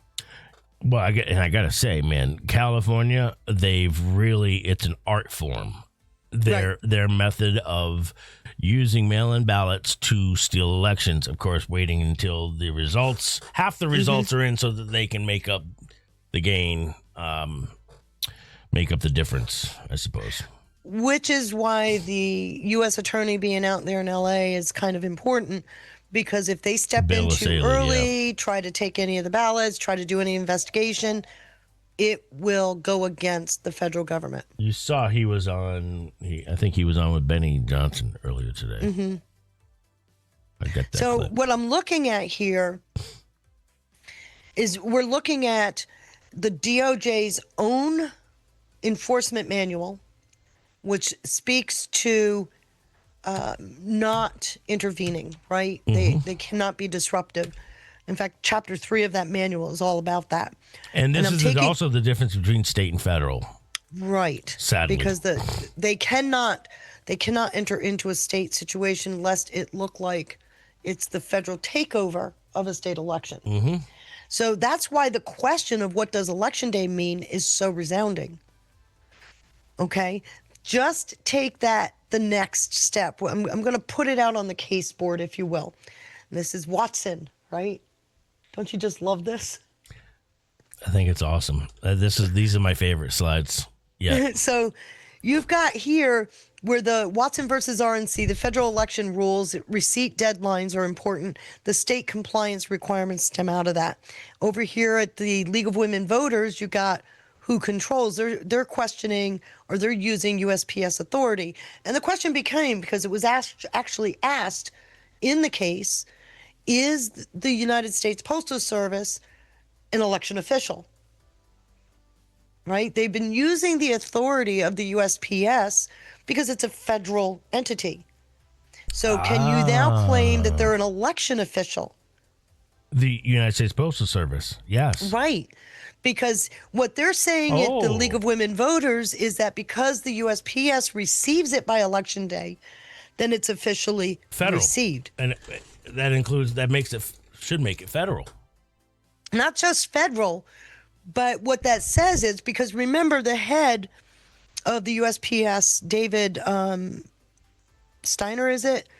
The head of USPS said it takes an average of 7 days to get a ballot from point A to point B. Yeah, they're using federal resources to steal elections. But what I'm getting at is takes it a little different. If you're going to call the USPS an election official, then the day they receive, that postmark date, would be valid regardless of when it is received at the counting center. That makes it make more sense. All right. And what the RNC is saying, no, Election Day means Election Day. It has to be received by Election Day. So in other words, if you're doing a mail-in ballot, it's got to be mailed at least a week prior to Election Day. Do you see where that changes the whole perspective? Oh, yeah. Absolutely. So, of course, the League of Women Voters wants that case decided before the Supreme Court decides their case. Because it won't be retroactive, I'm pretty sure. So the mayoral race is what happens in theory just became reality, right? They can't certify that election for as much as 30 days. They're receiving ballots past what would be a reasonable, the election was June 2nd. They're going well past that. And in the course of going past that, we're finding these odd numbers. Anyway, the question becomes, what is federalism? What is the extent of federal power versus state authority? And the Administrative Procedures Act comes into play here. And the timing cannot be dismissed. All of this is happening on the same calendar right now. And what is the basis for the noise? Public confidence in elections. Do you know what their next mode of attack is going to be? I'm predicting it right now. Go ahead. They're going to claim that Bill Pulte has been in there too long as acting. You watch. Maybe. You watch. Because they can't go after any of this. Right. They can't. This is all in the courts. They believe they've got a friendly judge up in Massachusetts. Yep. That judge hasn't rendered this opinion. I don't know, but it would seem to me that the Supreme Court would have maybe said, hey, wait up. Do you see where I'm going? Hold up here. Maybe you need some evidence of that. I don't have any. Yeah. But it just seems interesting that these two cases change the whole story. And we're at a constitutional crisis because of it. Mm-hmm. Literally. So taking that the next step, let's talk about the 3 locked rooms, another Sherlock Holmes theory. Mm-hmm. I love Sherlock Holmes, by the way, guys. Me too. One of my favorites. So we have federal authority behind door 1. We've got state election control behind door 2. And we've got that judicial timing behind door 3. It creates the complexity and the stress we're watching right now. Wouldn't you agree? And it really comes down to who has the authority to determine election day and how are multiple authorities interacting when operating simultaneously against the same calendar. That has been one of the most fascinating things to watch. Because I can just spell it easily and quickly. Mm-hmm. We need more time to count ballots. Well, guess what? They've already said that. You have all the time in the world. Okay, so June 3rd, that's when you say you're gonna determine the outcome. All right? Mm-hmm. All right, let's just move the primary up to June 3rd. Now what are you gonna do? Now they're talking June 15th, which is next Monday. Okay, we'll make June 15th primary day in California. Now what are you gonna do? Mm-hmm. That's the day, primary. What are you gonna do? Because you have all the time beforehand. Mm-hmm. Why do you need after the fact? You shouldn't require after the day that they're supposed to be all counted. You shouldn't require that. You have all the time in the world. You have early mail-in voting. But why do you need after the primary to determine it? That's so easily dismantled. Do you get what I'm saying? You can also see the battlefield, right? Between the League of Women Voters, which is directly connected to LCCHR. Oh, really? And this federal case. I didn't even know that. Directly connected. That's the first place I look, right? Okay. League of Women Voters, it's a voting rights advocacy group, which is one of the core pillars of LCCHR. Don't even need to go any further, but I do have more on that. Again, why do they need... They shouldn't need after the date of the election. You shouldn't need after the fact. That gets us to the 4th locked room. Okay. Because I just pointed out 3. Mm-hmm. Look at the 4th one. You've got DOJ as a constraint here where they, in their own manual, precludes them from getting involved before an election is certified.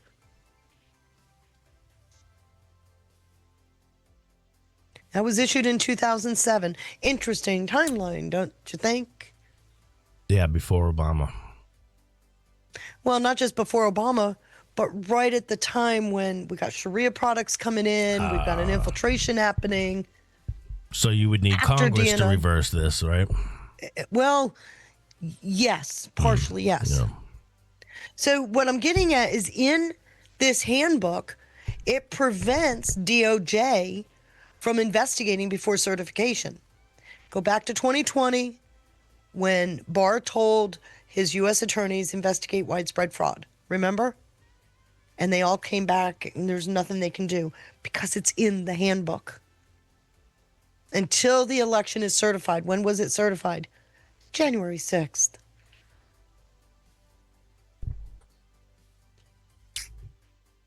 So you see it, right? Mm-hmm. Yeah. Now let's take that another step. What about the umbrella connection? I've taken to calling LCHR the umbrella connection. Look at this. How do you dismiss that network that we've shown you? The role they play with the League of Women Voters case, right? Man. They represent the voting rights of California voters, argues unlawful administrative, seeks to preserve counting of lawfully cast ballots, protects voters. They got a case against Trump? Yeah, they've got several cases against Trump. All right. Wow. So why does this matter now? Because what's going on in California puts in the spotlight both the Massachusetts case and the Mississippi case. Oh. What is election day? And who is an election official? If USPS is determined to be an election official, election day goes for 7 days post-election day. So whichever way that ends up being, it's going to benefit us. Well, they both tend to because you got the 7-day deadline, but one gives them a window of opportunity where the election day one doesn't. It's just going to determine the next approach. Right, because the election day one, the RNC case, if the election is determined by close of the polls, they don't have time to backfill with voter ballots. Right. Because that's the problem. It's the days after where they can make up ground. They can get. Whereas the League of Women Voters case gives you 7 days. But you know what I'm reminded of is that O'Keefe thing where he took to the street and they were watching people in Skid Row. Fraudulently getting people's they were petitioning, they were bribing homeless to sign petition, and in return they were getting their registration to vote. And I got a feeling that that's where all this comes into play. Is you're going to watch the fraud. influence networks pop out, right? Yeah, those were NGOs. That's why I wanted to build this slide, because this is a major influence network. And those are NGOs. And the Get Out the Vote activities are all under the LCCHR umbrella, remember? How far these people are willing to go is incredible. That's why the goal here, you now have a calendar race between the two cases. And that's important because those colliding deadlines are both due out this month. Who's first? They're both due out. The plain text or the procedural footprint? Which one becomes supreme? Well, I'm just going to make this conversation a thought. Because if we go with the textual line of the law, that's very much in a Clarence Thomas bailiwick, right? That's his strong suit. Yep. He's a textualist. The procedural footprint tends to be more liberal. They look at precedent versus the letter of the law. So this is literally looking at precedent, which we've seen the Supreme Court overturn a number of times in the last couple of years. Hey, so I don't know where it lands. They got to change the language. So if they do rule first, then you get an expansion on the administrative piece, right? Meaning if the what? It means that now we're going to use the precedent for the footprint. Because this is one question. This is a second question. This is when is election day, and this is who is the election official. Who is? How were they determined? Right. Right. Yeah. Which institution is determined? If Election USPS official? receives it, now here's the question. Which they do receive it, obviously. But we also know from insiders, whistleblowers, that the USPS was ordered to backdate the stamp. Bill Pulte said this himself, that he received this from a whistleblower. He got that information from a whistleblower that they were ordered to backdate. Yep. So if I were an amicus, I would be making sure that the court heard that. Oh, yes. That's proof of fraud right there. That is proof of fraud, which is illegal already. No matter But the it also situation, all shows- fraud is illegal. Got to remember that. But it also shows that this opens up the opportunity for that same fraud. The fact that somebody's backdating a postal stamp, which is already against the law, it's a federal crime, is a big deal. I think Just Fed Up nailed it. So this in-your-face cheating going on could help the Supreme Court in their decision to keep it Election Day. I think so. I think so, too. I would be making sure that the Supreme Court were updated through the entire conference period, right? Right. There's no way I would have taken that and not given it to the Supreme Court. We already know, based on the orals, which was in March, we already know that the court seems to be leaning towards the administration. I would be making sure they got every nail possible to hammer in that opinion. So,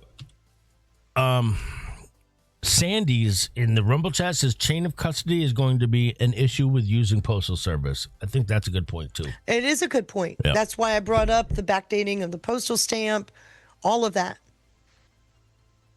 I totally agree with that, which is why we come back to the master key theory when you got your 4 locked doors, because we either have the federal deadline to all races, or you're going to have the states, well, the states are facing kind of a decision. Even though the Watson case is a federal case and the federal construct is not supposed to have any play in a state level race, right? But it does cause a problem. You don't have a separate election for a federal position versus a state position. They're all on one ballot. Mm-hmm. Do they separate them into 2 separate elections, 2 counting methods, or do they adopt the federal counting mechanism? Okay. That's what it's going to come down to. Yeah. It's pretty obvious at this point. Right. And so it's not. And that's going to affect local elections. It's going to affect all elections in the country. It's going to affect all elections because it's not. The question really isn't how Watson affects the states in that sense. Right. It's more about how do we administer elections because of the Watson opinion. Right. So that leaves us to, I wanted to end with this, well, almost end. I wanted to remind people that this argument we're having today actually started back in 2017. Remember when President Trump put together the Election Integrity Commission? Whoa, 2017.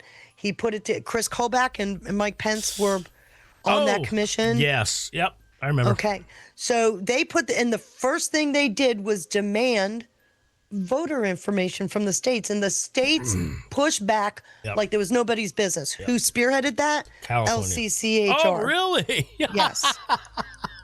So it caused Trump to disband that commission in early 2018. It wasn't even a year old. Wow.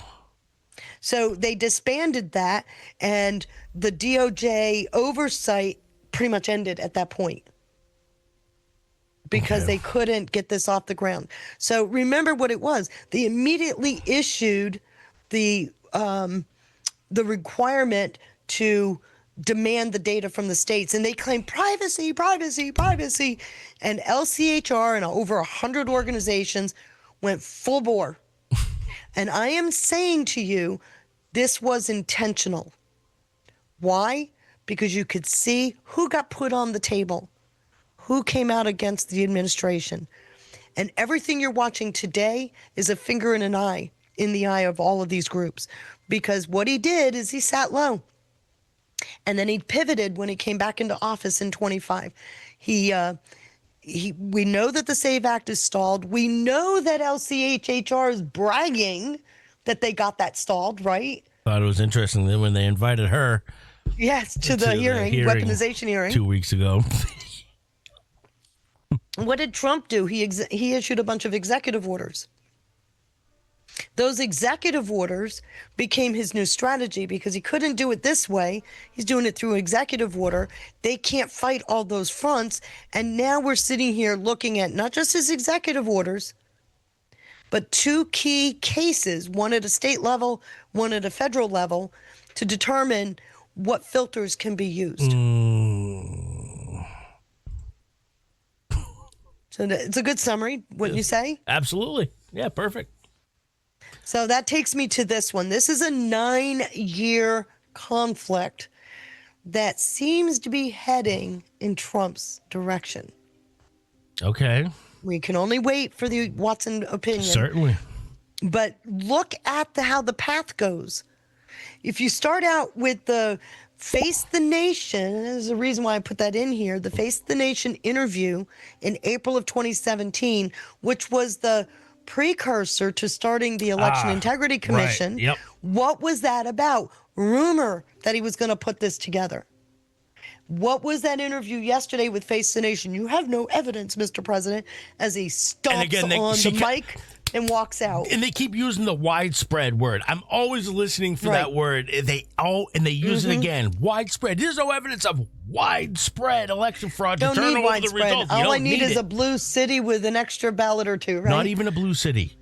No, because we know that they were they're doing stealing it from red cities. A little bit here, a little bit there, a little bit there. So if you follow this slide, which is why I put this up here, and yes, people, please do screenshot this slide so that you can look at it yourselves. But by the time we get to mid to late 2017, we're having this fracture happen. And I wanted to, and I'll show you this as soon as I get done. I got one more. Where am I? Get plenty of time. I got 2 more slides to go through, and I want to show you a document because I remembered the document. That's what got me started. Yeah. So he terminates this commission in January. Like I said, it wasn't even a year old. It was only like 5-6 months old, 7 months old. Then we get the allies are claiming victory. They all came out with a major victory dance over him terminating that commission. Do you see enough of Trump now that you can recognize he went, gotcha? Oh, absolutely. Mapping it out. That's what I said. I said in the beginning of the show, I've always thought the first term was all about mapping everything out. He's not just, he knew what he was mapping out. He was getting them on the record to prove the map. And he did a fantastic job of doing that. Yeah. By mid-25, wow, he starts again with a legislative attempt. And of course they're fighting it. We get an executive order that orders the post office. What did they do? They immediately took it to court saying, what? The post office is the issue here. They're saying that what he ordered in that executive order is harmful. And what came out of the court on that one? Those post office rules haven't been implemented. You don't have standing until there's actual harm. So it got shelved. Wait, we're watching the harm happen right before our very eyes. But no, the harm is in California over something different. Oh. They're saying the executive order that ordered the post office to implement rules have not created harm yet because the post office hasn't issued those rules. Oh, okay. My bad. Yep. All right. So they don't have standing on that one. That leaves them only with the League of Women Voters. So now you've got 44 states now are sitting here watching this very carefully. And that's where that litigation comes through with the FACA lawsuit, which is another lawsuit. So this is what Asaley's looking for, I think. Yes, I believe it is. Wow. Okay. Wow, this is... Now, I want to just point out something. I'm going to show this. You see that? That's where I tried to map it out. On paper before I put it to slide. I'm just showing all these arrows. But when you look at all of this and we get to this decision window, Rahman now has overtaken Pratt, which is really kind of odd considering she already also had... Not just Pratt. She's got more votes than Bass. Now she does, yes. But No, what's not total. I mean, just the last couple of days to gain that but ground. What on I'm Pratt. getting at here is, remember, she originally gave a concession speech. I know. And they're now kind of ignoring that concession speech. Oh, yes. Yeah. So we got a probe investigation stemming from what's going on there. But a fraud investigation, that probe, they can only go so far because of their own manual at DOJ. And then you got this LCCHR case filed and the lawsuit versus the Fed interference case filed as a result of a U.S. attorney walking through accounting center. So I'm just saying it's getting very interesting out there in the judicial realm, right? Oh, yeah. So that takes me to the 9-year arc, because where we're at now, this is Watson's final observation.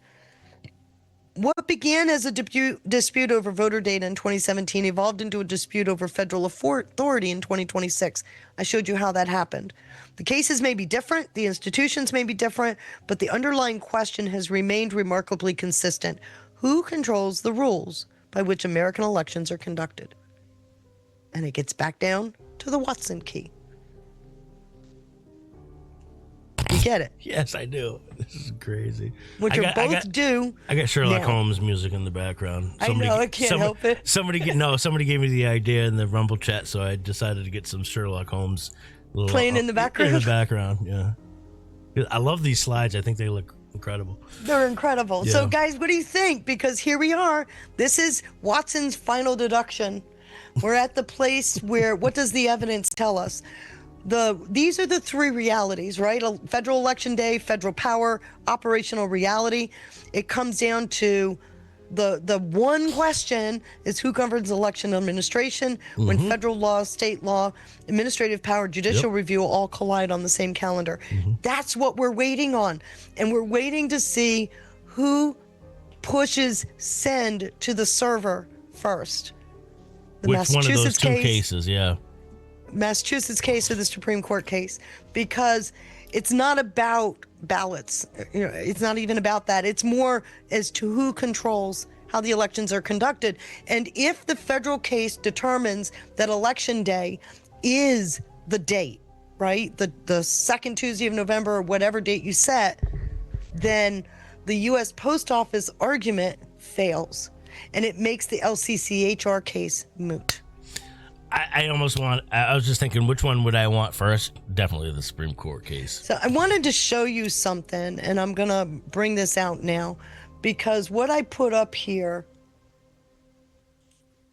By the way, Saley officially has launched an investigation, an FBI investigation into election fraud. Notice the date. This is September 13th, 2017. Okay, yeah. This is a compiled document of 98 pages from DOJ showing the pressure they were receiving in the House, from the Senate, from the LCHHR umbrella.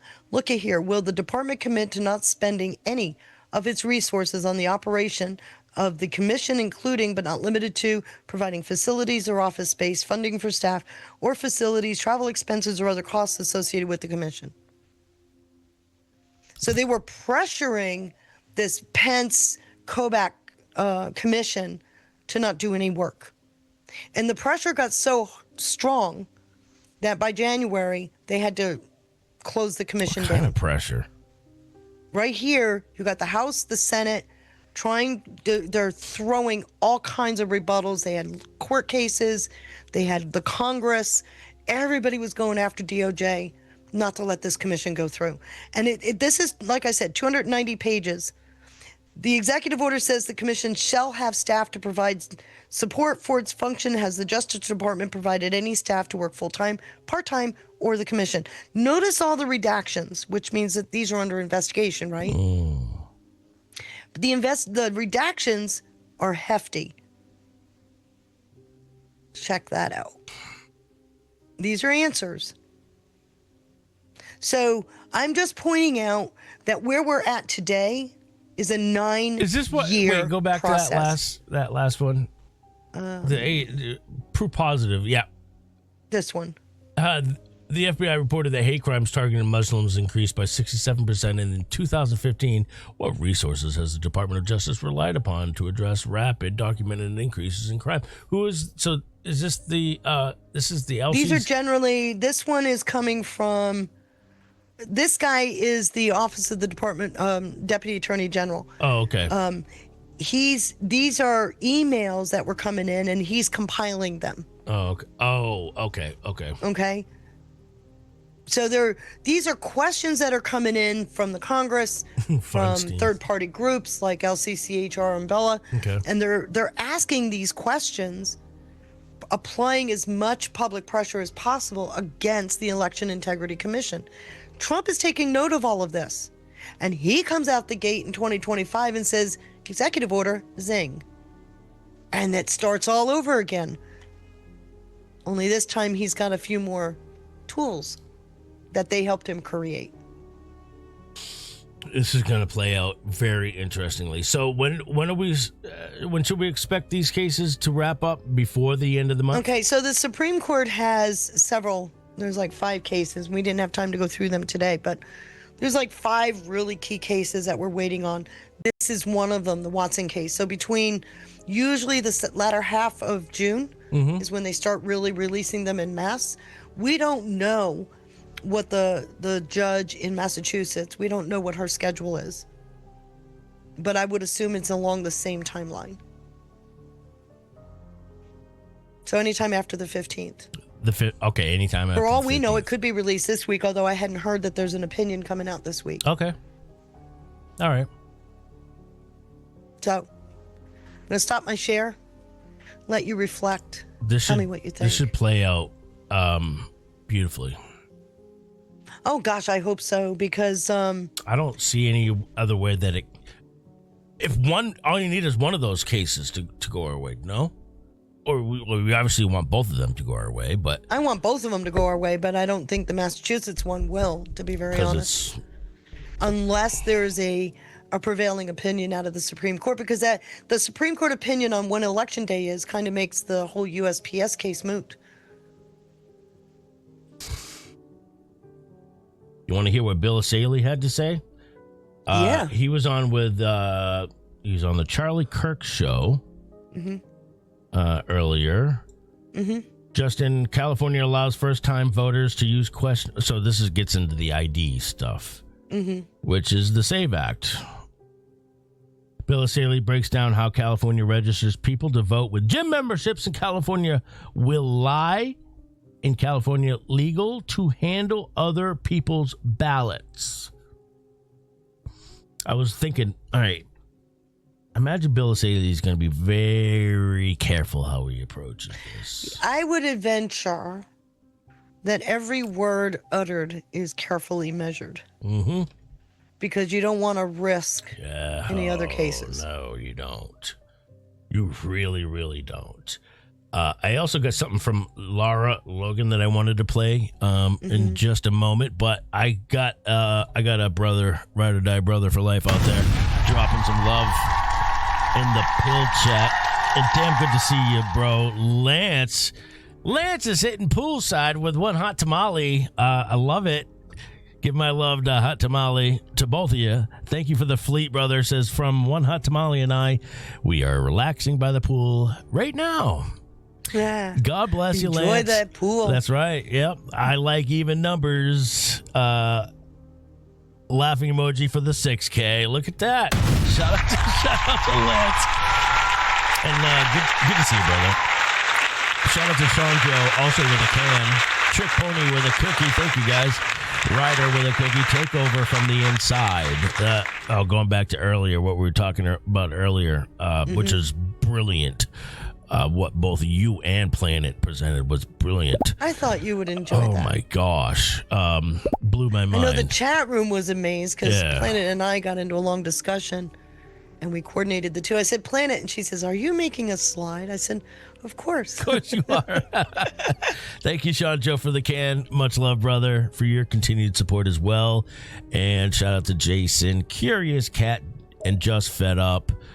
You guys are all amazing. All right, let me play for you. The Laura Logan one.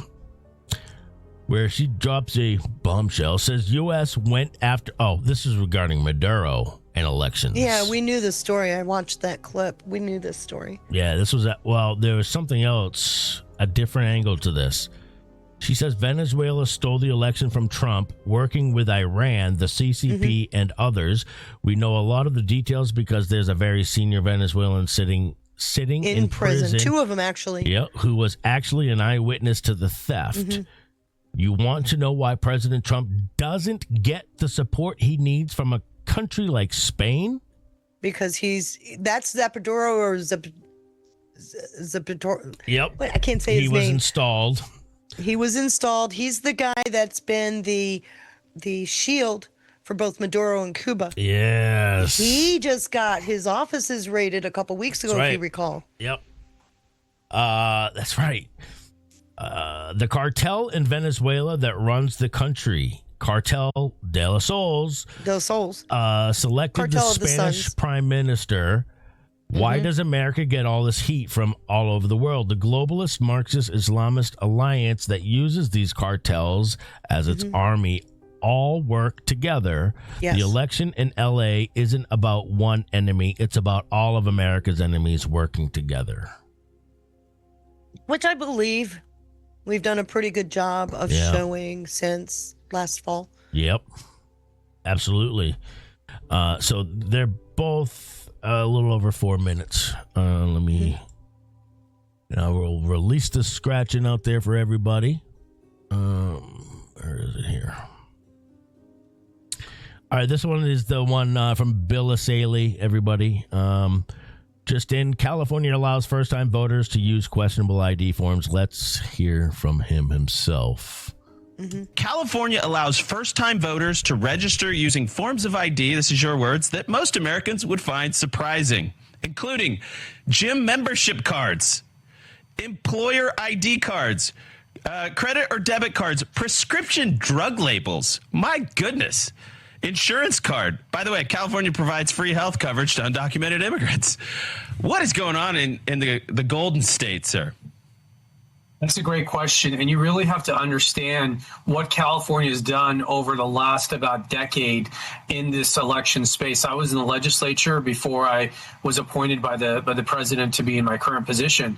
So California has basically eroded all of the election integrity measures. They've codified it out of the system. It starts with registering people to vote. Anybody can register to vote pretty much online. You can go online, and there's a box you can check that says if you don't have a social, you don't have a DMV, you just check some boxes and they'll register you to vote. And the only thing they require is that the first time you vote, you have to show a form of ID. So California will lie and say, oh, no, ID is required to vote. But then I just showed you the list of what they consider an acceptable form of ID in order to be registered to vote. We're talking about gym membership card, a prescription label. These are ridiculous. This is not proof of ID. This does not prove you're a U.S. citizen who's eligible to vote. So just think about who's on the voter rolls. Then you get into voter roll maintenance. There's no maintenance in California, very little. They do not properly remove dead people, people who've moved, people who've been convicted of felonies, and people who are not citizens. So the voter rolls are filthy, dirty. Now you go to step 3. Universal vote by mail. Put as many mails out into many ballots out into the mail as possible. So they're mailing out millions of ballots, whether you want a mail ballot or not. Everyone who's a registered voter in the state of California gets a mail ballot. So now you have millions of ballots floating out there. Now comes step 4, ballot harvesting. They made it legal. This is illegal in most states, but in California, it's legal to handle other people's ballots. So anybody can go collect anybody's ballot and turn it in for them. No chain of custody, no record keeping, no documentation of who handled the ballot, who touched it. And so you could just have, Antifa looking type people going around collecting hundreds of ballots and putting them in a mailbox, and you're not allowed to stop them or question them because it's legal in California. So put that all together, and we have no voter ID when you vote. It's a fraudster's paradise. So what are we to do? I mean, I'm going to do my job. Yes, do we have open investigations into election fraud? Yes, we will be charging individuals with fraud related to the elections. Is it going to be at the scale necessary to expose, how widespread the fraud is in California? Probably not. But that's what I can do. I mean, that's why I'm really pushing. What we really need in California is to be able to audit the rolls, audit the voter rolls, because that's where all of this starts from. If you have dirty rolls, you're going to have dirty elections. And California is blocking us. They're doing everything in their power. We've gone to court with them, and we're up at the Ninth Circuit Court of Appeals. So we're litigating. We're doing everything we possibly can to work within the law as written. But Congress has a role. They could change the law. They could crack down on this stuff, but they haven't done it yet. They could, yeah, I mean, this is what's really infuriating is these California. By the way, shout out to Adel. Welcome in everybody from 412. Damn good to see you, bro. Thank you for the raid. Guys, make sure you're following 412 and on. 412 Productions, I should say. That is one badass patriot right there. Thank you for joining us. Courts keep blocking you from being able to audit. Like, what are you hiding? What is the legal explanation or rationale that they're giving you for saying, you're not allowed to look under the hood here? Are you ready for it? They said that they said that they can't give it to us because it would violate California's privacy laws. That to give over the personal identifying information of voters would be a violation of California's privacy laws. That is so ridiculous on so many grounds. Number one, we issue those documents. We issue the Social Security numbers. It's nothing that we don't have access to. Second of all, when Congress has said that we are allowed to have these records, it supersedes any state law. So you have the supremacy clause. But you know what? They have found lower level judges who are Democrat appointed judges who side with them. And so until we get this up to the appropriate courts and get it overturned, we're stuck a little bit. But that's the arguments they rely on. Man, oh man. Any thoughts on any of that, Feisty? You're muted. I am. I'm sorry. It's okay. I can't disagree with one word he's saying. And I think I showed that complexity in the slides today of the whole idea of state administration versus federal. Mm-hmm. Yep. Right. Yep. And how that changes if you determine what election day means. It's the whole idea that allowing somebody to legally handle somebody else's vote right should have been questioned from day one, don't you think? Day one. But now you're talking about a civil rights thing here. They're going to claim, I can already predict it, they're going to claim that's only regarding federal elections. Mm-hmm. Won't they make that argument? Yeah, they're going to make that argument. But like I showed you, what does that create? It creates this understanding that you would have to have two separate elections, one federal, one state, two counting methods. Because if they do that, then what's going on in California can perpetuate, but then you'll get the blowback. And you'll have state challenges based on a federal opinion. So it would prolong the judicial overreach, if you will, but it doesn't change the decision of what election day is. They will have to react accordingly. Do they pick up the construct of election day as election day, or do they do a two-tiered voting? Oh, okay. That's where your challenge comes in. It's almost like they're making them. It's almost like we're forcing them to continue making an argument to steal elections. Yes, that's exactly what they're doing. So it's more like continuing the Operation Show Your Ass theory. It's almost like that's what's more. Again, more people. It's setting it up so that more people see it for what it is. I think that's what the whole. Listen what he just said. Listen what he just said. I asked you that last week with Plattner. Remember?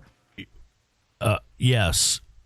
I said, is he designed to expose how desperate the Democrats are? And then the California case is designed to expose not just how desperate the Democrats are, but how far they'll go. Right. And he, as Saley just claimed here too, that their only counter argument is that it violates privacy. Meanwhile, federal government's the one who hands out the Social Security numbers. Right. So what are you talking about? Doesn't even make any sense. And they're also fighting against, because you remember when I said to you several weeks, maybe a couple months ago, we're working towards a national ID. And the issue with the national ID is it's not about the national ID. It's about integrating all the databases. They don't want that. That was the Bill Pulte issue, remember? Until he can get into DNI, he can't get visibility into that integrated set of data. Holy cow. So there's where your issue is. It's not about privacy. It's not about a national ID. You've already got one, a Social Security number. So, spare me the outrage on that Spare me the one. outrage, right. Yeah. Boy, things are about to get... Things are getting spicy. Yeah, very interesting, for sure. Predicting how this is going to play out is a bit of a challenge. Although I got a feeling it's going to end up in our favor ultimately. So far, things are leaning that way. What we don't know is if there's going to be some carve-outs, right? Are they going to go just so far? Because the courts don't like getting involved generally. They don't. In election issues. Not with elections. And they tend to Especially choose after the path the fact. they tend to choose the path of least resistance. We just saw that in Virginia. Yeah.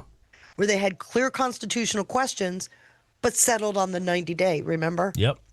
Which was election day related, right? Yep. All right, and then this last clip here I got is with Lara Logan. I sent you 2 interesting tweets, by the way. Oh, you did? In Okay. chat. Yeah, I think it'd be fair. All right. Let's see what you got here. And again, thank you everybody for joining. If you're on Rumble, guys, please consider hitting that like. If you're listening on Pill, hit that red pill if you could. Definitely one way to support us. Oh, look at this. This was today. Breaking FTX founder Sam Bankman-Fried formally applies for a pardon from President Trump. What's he about to give up? I was just going to say, how do you say you're a federal informant? Oh. What have I been saying from the beginning of the FTX scandal is he knows a number of things himself, right? Wow. Okay. And we already know that they were funneling appropriated money into Ukraine and back into campaigns. We already know this. John Rich, are you kidding me? I know, right? For those who don't know, I'm sure everybody at this point knows who John Rich is. He's a country singer. Yes. Singer-songwriter. He's now advocating for land rights. Oh, well, he had a very, I think it was his neighbors that he was sticking up for. President Trump has afforded me the great honor to serve in his administration as the special envoy for the American landowners. In this role, I look forward to representing and advocating for landowners' rights against any entity that chooses to harass or intimidate them in an effort to achieve goals contrary to those of the president. I look forward to defending our farmers and where ranchers. Where do you think this goes? Where do you think it goes? We're taking on what? Eminent domain. What is eminent domain? It's when the government It's the can coercion come in by your own government to take your property. To take your property. Yeah. Without without getting into the logistics of it, that's what he's telling you, they right? Can just claim it. No no proof, no probable cause or anything like that. And there's been many questions. In fact, it went before the Supreme Court years ago about fair market value. Because what were they doing? They were condemning the property and taking it. And there was no fair market value. So we've already had that. So that's where this is going, because eminent domain says that the government can take your property for what they deem is of social importance, right? That's right. That's right. So I found that fascinating. That John Rich, who's already been an advocate for property ownership, is now appointed to this commission. At the same time, Bill Pulte is looking into beneficial ownership and influence networks.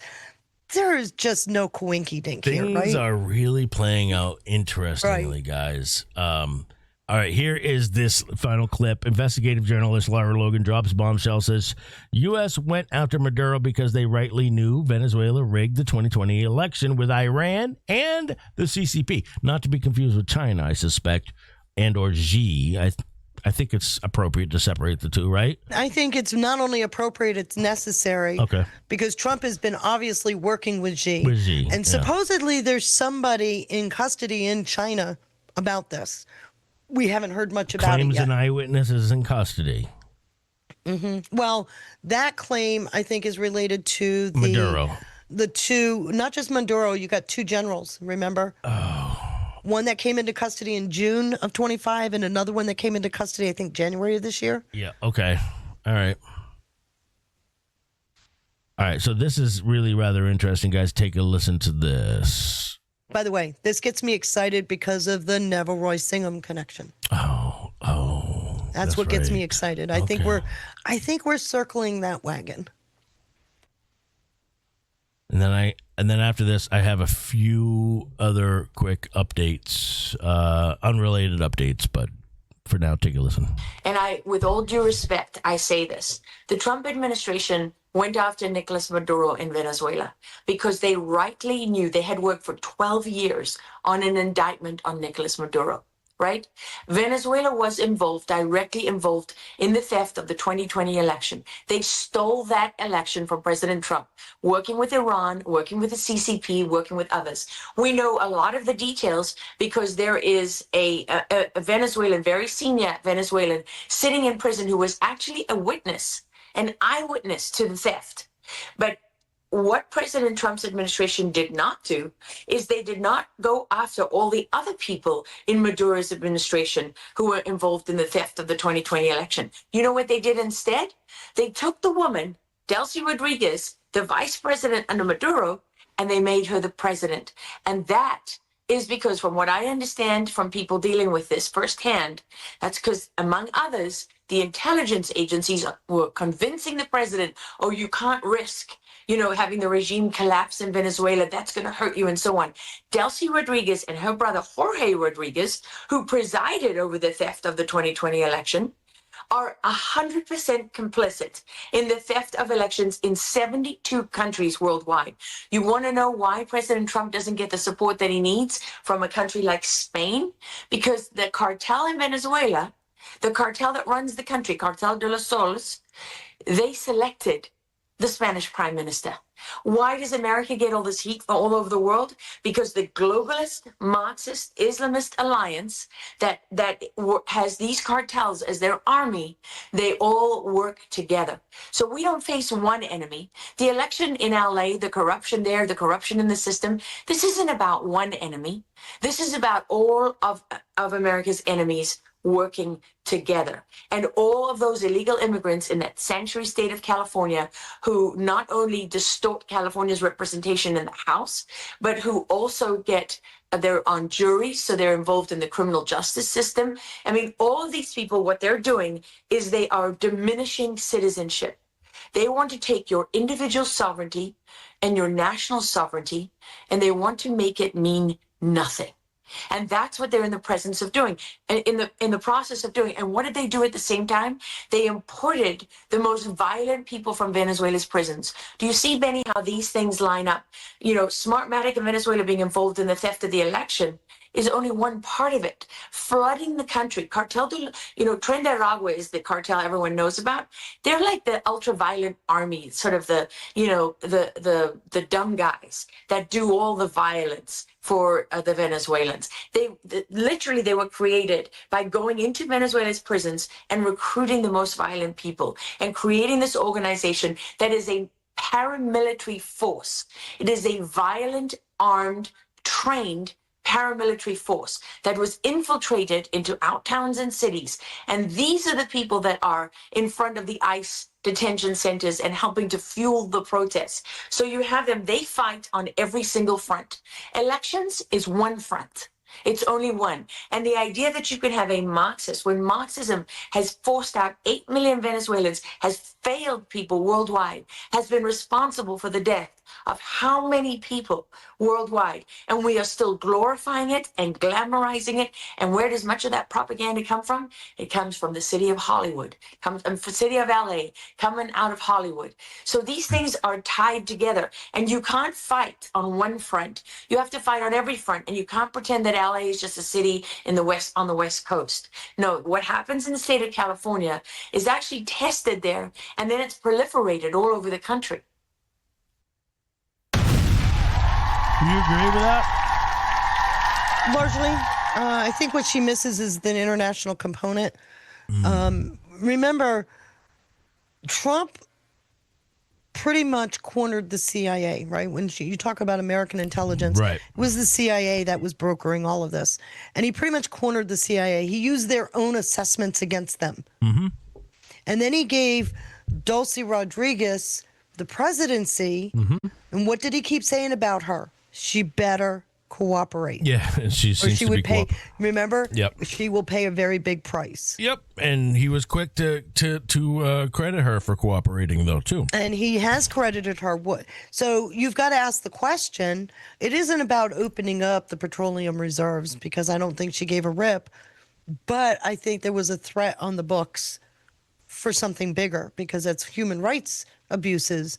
So her cooperation is protecting or limiting at least what her fallout would be. At least that's my view. But that's the thing to remember, because when you look at the Spanish prime minister, his role with Cuba and his role with Venezuela, you look at the two generals who were apprehended under an extradition order, by the way, apprehended and brought into our custody. They're talking. And now you've got this whole story coming together, something we've been researching for years, right? But now it's all coming out. It's all being made very vocal. The one thing she misses in her assessment is the international component. The international component, okay. Of the influence. Of the influence, okay. Right. So while Hollywood is singing off the same sheet of music, the actual brokering of this activity is not our CIA. They're the operatives. This is City of London through and through. So two real quick things that might spell either a different or another angle to this. Got Steve Hilton on here, who says just revealed the stunning reality of the California fraud. They allow mail-in ballots to backdate by hand, though, right? So that they can be counted late. With no verification, right? So that's what needs to be. I think that's what needs to be not only investigated but revealed. And I suspect that anybody would have. But do you see how a here. Supreme Court opinion will upend that whole practice? Because Election Day means Election Day. Sure, you can't backdate a ballot that's already invalidated. It's fraud, right? But it's already, like I was saying, Supreme Court ruling for that. But that's fraud. I'm not saying you need a Supreme Court ruling for that. You got to prove the fraud in the future. But this will prevent it moving forward, because you can't backdate an already invalid ballot. Right. So you also need an entity that's willing to go after this fraud. Now, can Bill Pulte, U.S. Attorney, prosecute this? Yes, because it's already fraud. But the problem is he can't do diddly until after they certify the election. Remember, that would be considered interference by DOJ's own manual. So it is a trap. It is a trap. All right, listen to what he... well, I guess we don't need to play it. At this point, he says, it's not just the postmark. You can handwrite the date. Just to be really clear, you can backdate your ballot by hand, and it will be counted. That's how insane the system is. So he says, essentially, they're counting ballots that are coming in, after the fact. Backdating them to Election Day. But they're being backdated, which, again, that's fraud. It's already fraud. It's a federal crime. Yeah. So there you go. That's a federal crime. Now, Bill Pulte himself, just an hour ago, tells me on Glenn Beck, federal election fraud charges will soon be brought against people in California. Why is the word soon? because it has to happen after it's certified. After it's certified. It will be election fraud charges in the next. I hate to put timelines on things, 1 to 2 months, I believe. We need some of these results to be certified so we can prove some of the allegations. Like I said. Right. But we will be charging some people. What we need right now are witnesses. I'm surprised that he's saying this before they certified, though. Well, I think the problem isn't that. I think they've already got whistleblowers and witnesses on record. Now they're going to put out a call for more, not because it hasn't been certified, but because they know that it's already proven they backdated. And so this is a way to get around the federal oversight because it's already a fraud, a federal felony. Mm-hmm. Okay. So I think that's the angle he's using. It's already against the law. Yeah, and there's nothing to stop a fraud investigation when something is being done, witness verified, that is already illegal on the federal level. Man. So he's taking it out of the election case, if you see what I'm saying. Yeah. This is going to play out masterfully, I think. Everything is leading up to it. And I guess, we should be grateful that it's happening now, not for the general election midterm. Well, we were talking about this last night in my chat, that it's actually quite brilliant that they brought this around during a primary versus a regular election cycle. Because you can do all of this stuff without impacting the actual federal cycle, but the outcome will impact the federal cycle, right? Meanwhile, we're getting all the rhinos out of there. We're replacing them with not just America First, Trump endorsed. No, these were vetted by Turning Point USA as well. So there's several groups. What's also fascinating is we're looking at and exposing just how desperate the Democrats are. Not only who they will endorse because they're so desperate, but how far they'll go. And how many? So wait a minute, just to stop for a second. What was the issue with Nixon? If we're going to a Watergate times 1,000, they were desperate to get Nixon out of there and install their own acolytes into the executive branch. If you take this to a Watergate times 1,000, it then takes this thing to every kitchen table in the country. Oh. It becomes a primary topic. Oh. And what do people want when they start to understand the complexity of what they're watching unfold? They want resolution. Well, yeah. They'll demand it. And it has to get to that point where the people demand it, where the people become involved. We can't be relying on any one individual, a hero to swoop in. So what did Trump say? What did Trump say in 2024? People will soon understand. Here we are. So that means it has to be a little bit painful. Not just painful, but it's got to be at least eye-opening. Yeah.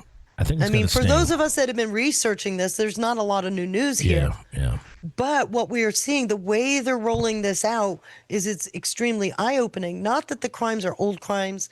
I'm not going there. I'm just saying they're using what they knew the crimes would be based on past activity, and they're using that to spotlight the issue to the point where people are going, oh, hell no, I didn't sign up for this. Oh, hell no. Oh, hell no. Oh, hell no. There you go. So what an epic show today, you guys. What an epic show. And just so you know, Feisty earmuffs, Feisty was all concerned that last week was a dud. Please confirm for Feisty how much of a banger last week's show was, and certainly how much of a banger this show was. I got to give it up to both Feisty and Planet. Bravo. I'm very proud of Planet. Thank you. Done. Well done. For supporting her, too. Yeah, shout out to Planet. It's always good to hear her lovely voice. I hope everybody enjoyed all of this because what you're seeing unfold, I said last week, we got an extremely hot summer coming, unseasonably hot August. And I think if you've ever looked at anything from a more holistic, reality-based perspective, I don't see how you can dismiss that what we were showing today and last week, last couple of months actually, isn't at the center of everything being unraveled. And how glorious that is, that they're doing this in such a way that our country is preserved. The unrest is limited, right? Yep. And no matter what they try, there's already a plan in play to counterbalance. I'm excited. I'm beyond excited as well. So we extended. I'm just extending the show just a little bit longer. Look at all those. See, the show is always a banger, absolute banger. Thank you guys. Thank you guys. Yeah, I did think it was a dud. Very well deserved. I was real upset. I thought it was a dud. She was so worried, you guys, and I was like, yeah, you know what you should do? You should just beat yourself up, right? Because that's gonna solve what? Yes, and he did say that. He did go after me. Because that's gonna solve what exactly? Not a damn thing. By the way, and I truly believe in this, that it's okay to have to falter sometimes or to fall short sometimes. Why do I say that? Because it would make those times that are successful, that are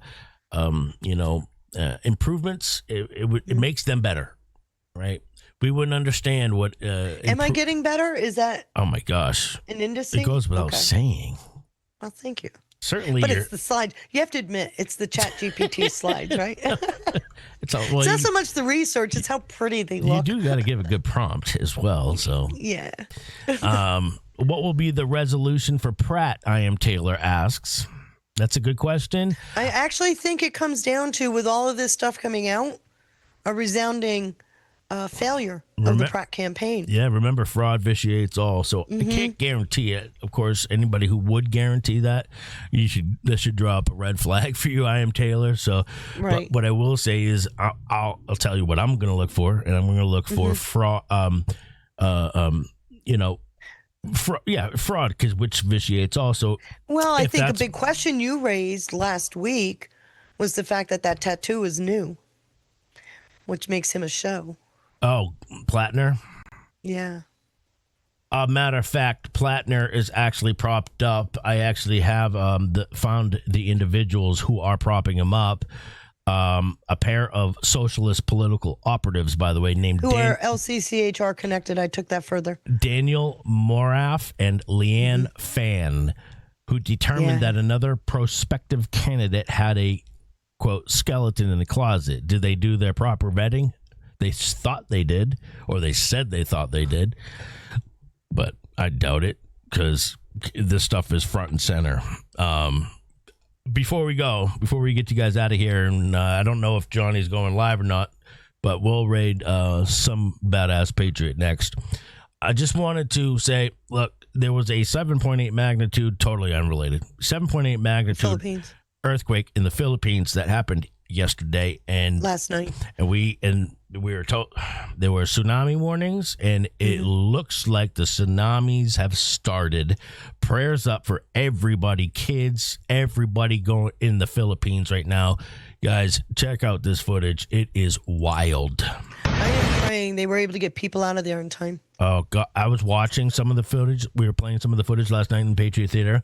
Literally, you see kids, everybody on the ground swaying back and forth. Kids just heartbreaking to watch. Do you remember the huge tsunami that hit Thailand back in 2005-ish? Yes. I think it was 2000. Yes. Okay, so at the time, I had an exchange student here from Thailand, so we were glued to the TV. Whole cities were destroyed. And there was actually a really cool story. There was an elephant that grabbed a child in its trunk and went running up the mountain, saved not just the child, but a number of people that went running after the elephant thinking something bad. The elephant was doing something bad instead. That elephant is attributed with saving hundreds of people. So this is some of the footage that was seen just today. It's wild.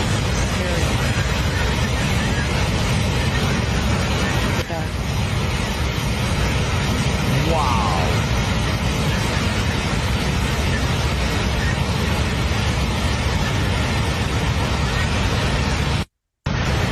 You can't dismiss the fact that that's a major tidal wave, right?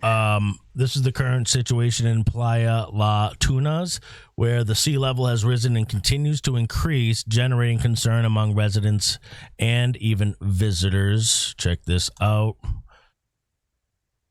Can't believe people are still there.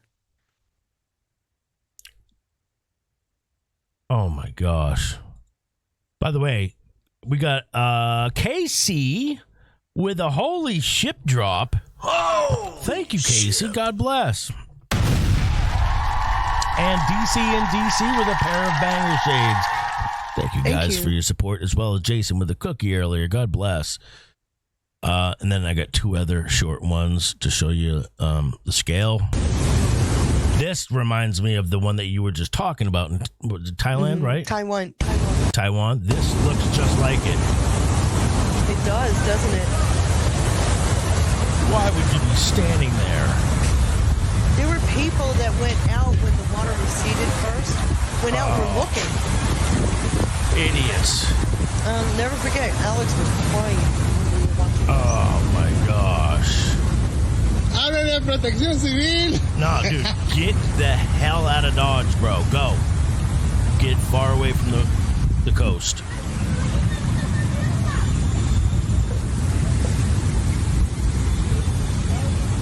That is so sad. Prayers up. Yeah, prayers up for everybody in Philippines. Here's the last clip I got for it. This really puts it in perspective.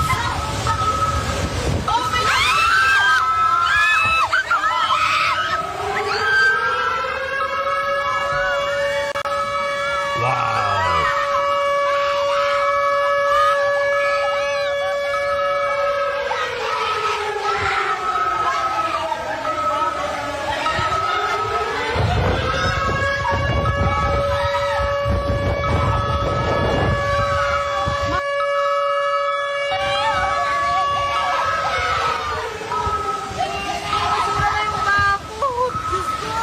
I'm amazed at how long it took for the tidal wave to hit, man. So,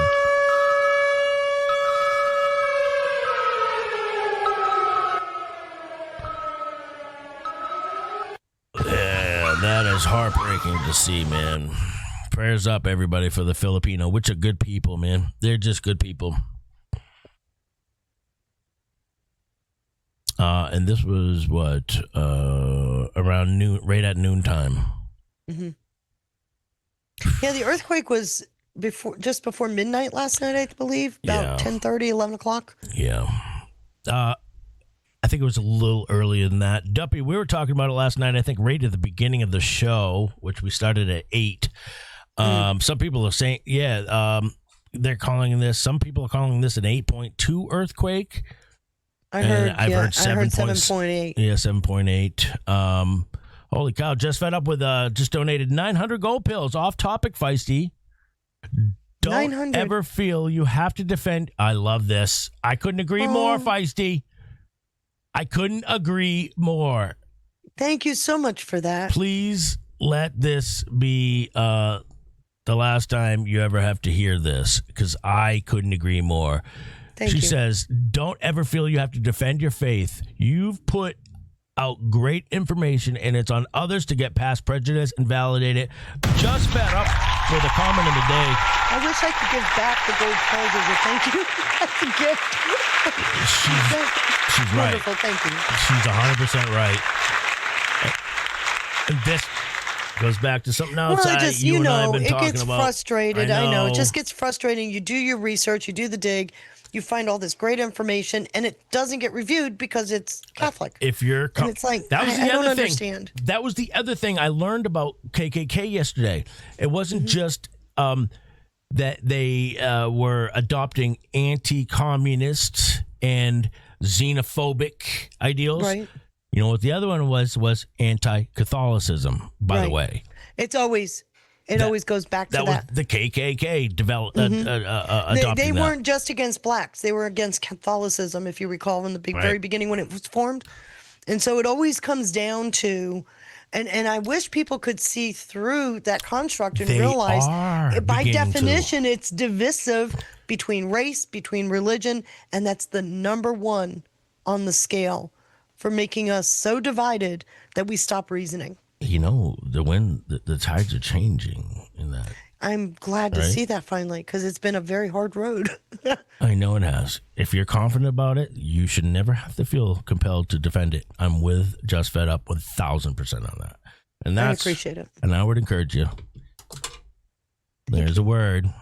And no, There's a word. don't you say it. There's a Talk to word. the hand. Talk to the hand. There's a word for it. Don't you say it. I'll see. No, I'm not really angry with people who are anti-Catholic. I'm sorry. People have their bias, they have their prejudices, and they will act on those first. And ignorances. It comes down to, do you really want the truth? If they're good people, they'll come correct about it eventually. Right. So I suspect most people will. And you're a good person. So, and I think enough Thank you for people- saying enough that, people because a see lot that. of people don't think so. Don't care what other people think. But I appreciate it. I really do. And God bless this Orm family, because you've been more welcoming to me than any other community. And I appreciate that. I feel Mayor Bear's presence out there somewhere too, and Krista and everybody else, and Mayor S. Bear and Jones. Krista, God love them both. Yep. I'm on their show tomorrow, it looks like. They want me to explain something. Oh, look at that. So tomorrow you're going to be on Tooth Blitz, a.k.a. Giggle Blitz. Yeah, I love those two. They have fun. They have fun. They're actually teaching me to be a little more spontaneous with the humor. I realize there's a reason why I'm called professorial, but I'm so into the facts Yeah. that I forget the lighter side of life. So being with We have them, fun here, you know? yes, Ultimately, and at that's the why end of I the day- endure being with you, because you kind of help me open up a little more. I'm used to being just present the details, present the facts. When I'm done with the dig, what do you think? Goodbye.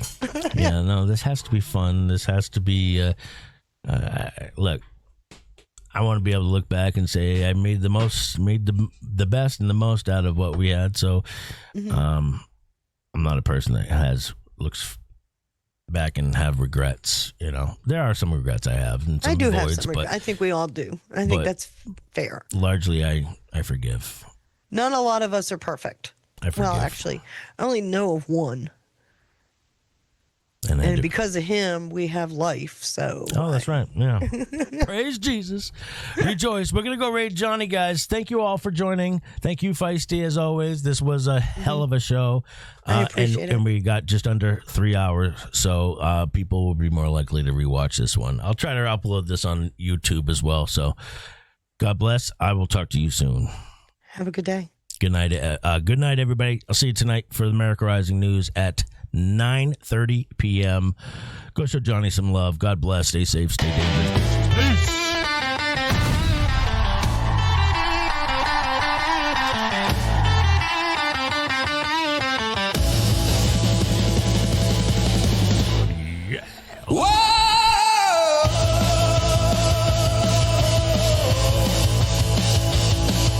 Whispers in the static, questions in the fire.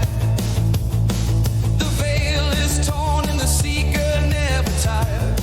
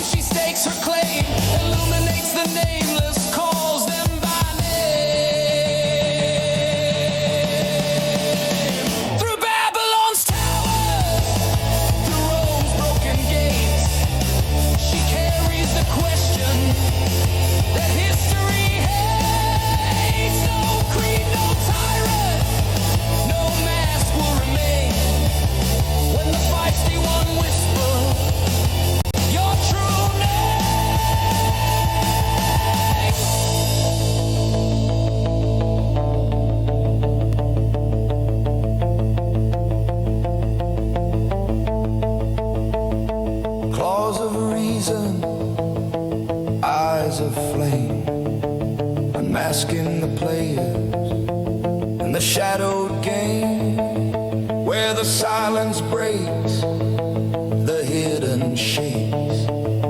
She names the unspoken